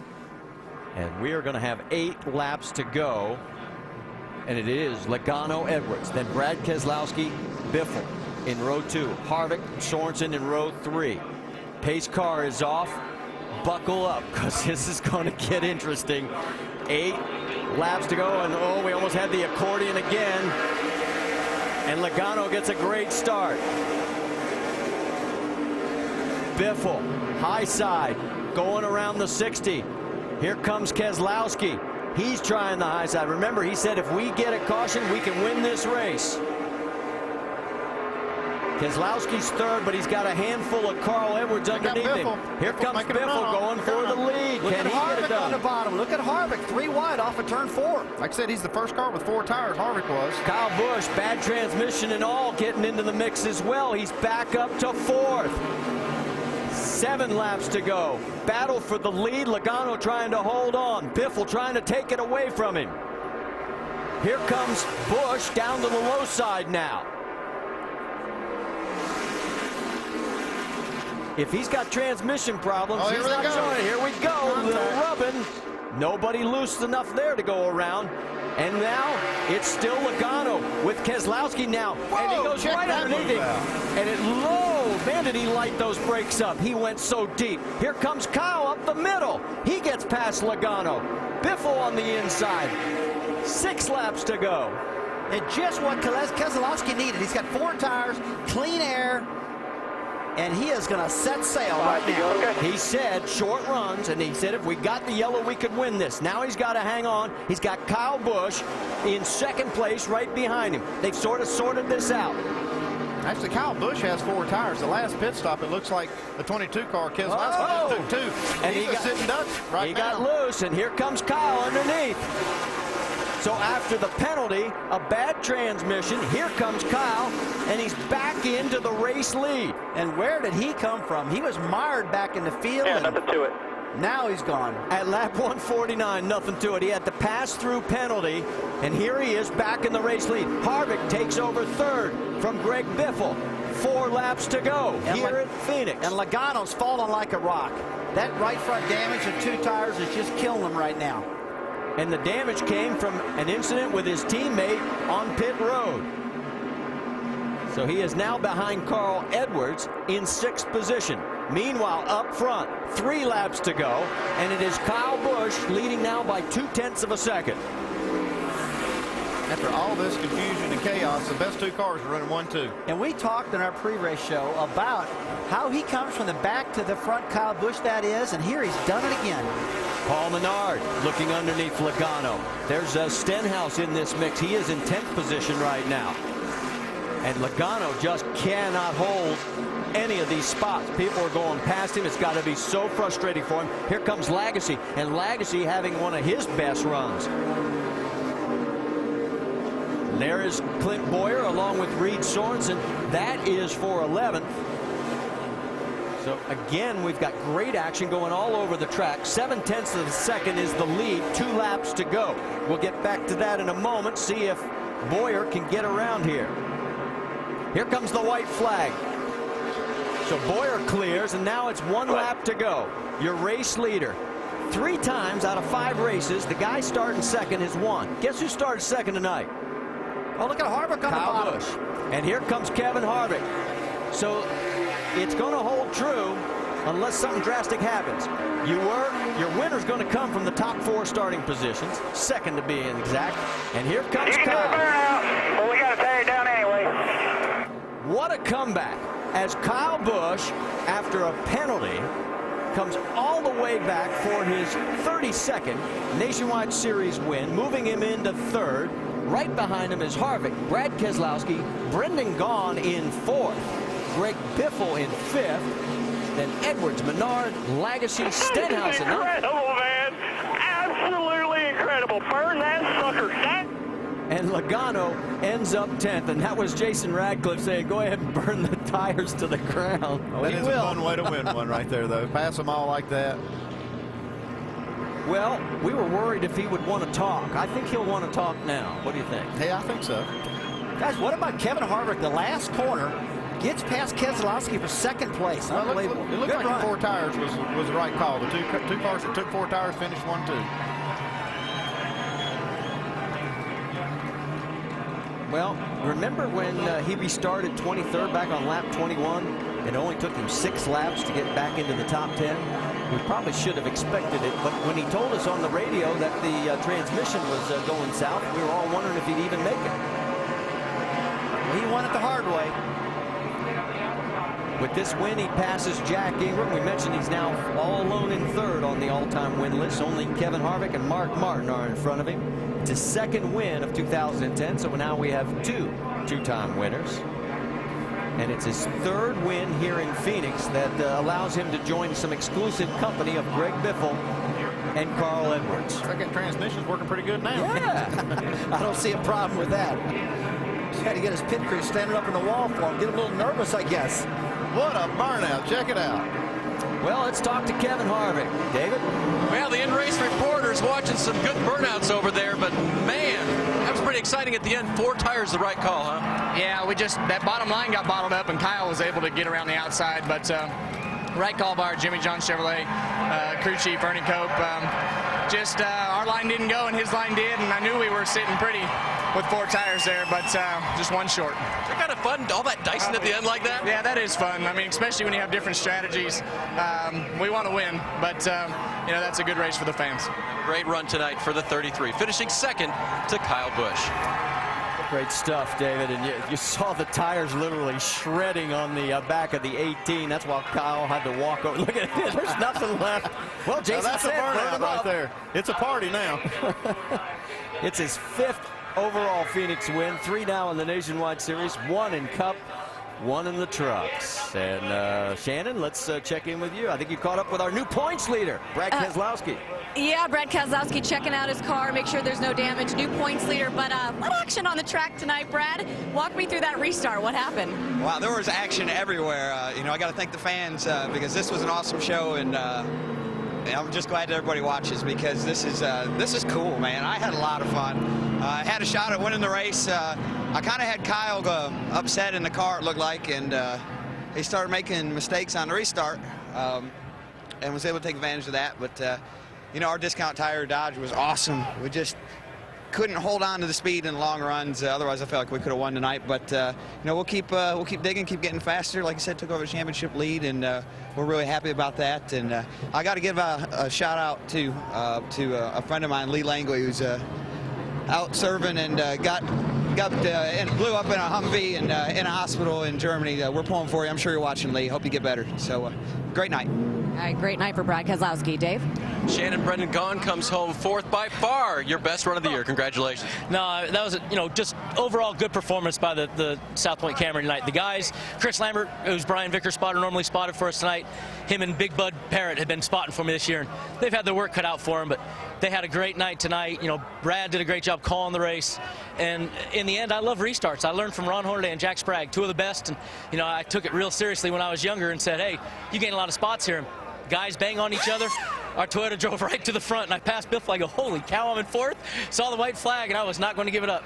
We talked about all the communication, all the things that they corrected this weekend, and it started with practice, Marty. Big step forward for that team, and they have been working hard. So a good run for Brendan Gaughan in the 62. And Kyle Busch has limped it on into Hellman's victory circle, and let's go send it to Jamie Little. Go ahead, Kyle.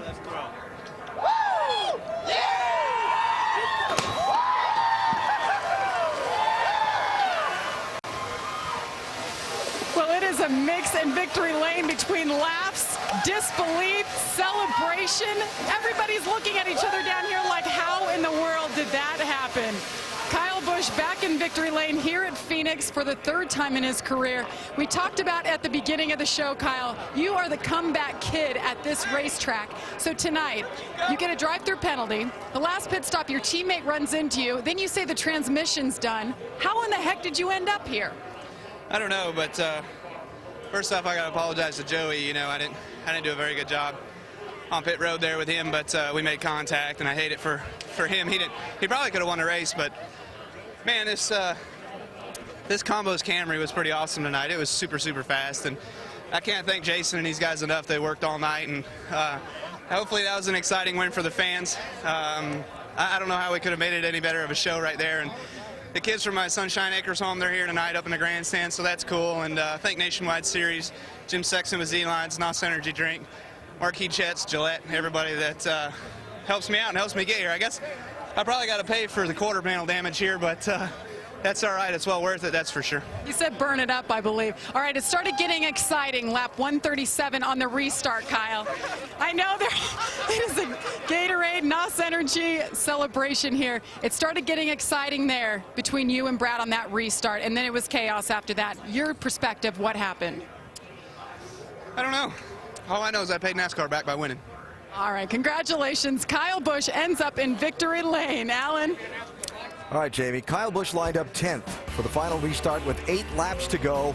He led the last 5 laps. Go figure. And it's on to Texas next week, next Saturday, 3 Eastern on ESPN2, where Kyle Busch goes for 5 wins in a row. Up next is NBA Fast Break. What a night. Penalties, late restarts, pit road contact, a scramble to the finish. And Kyle Busch is celebrating at Victory Lane. So long from Phoenix.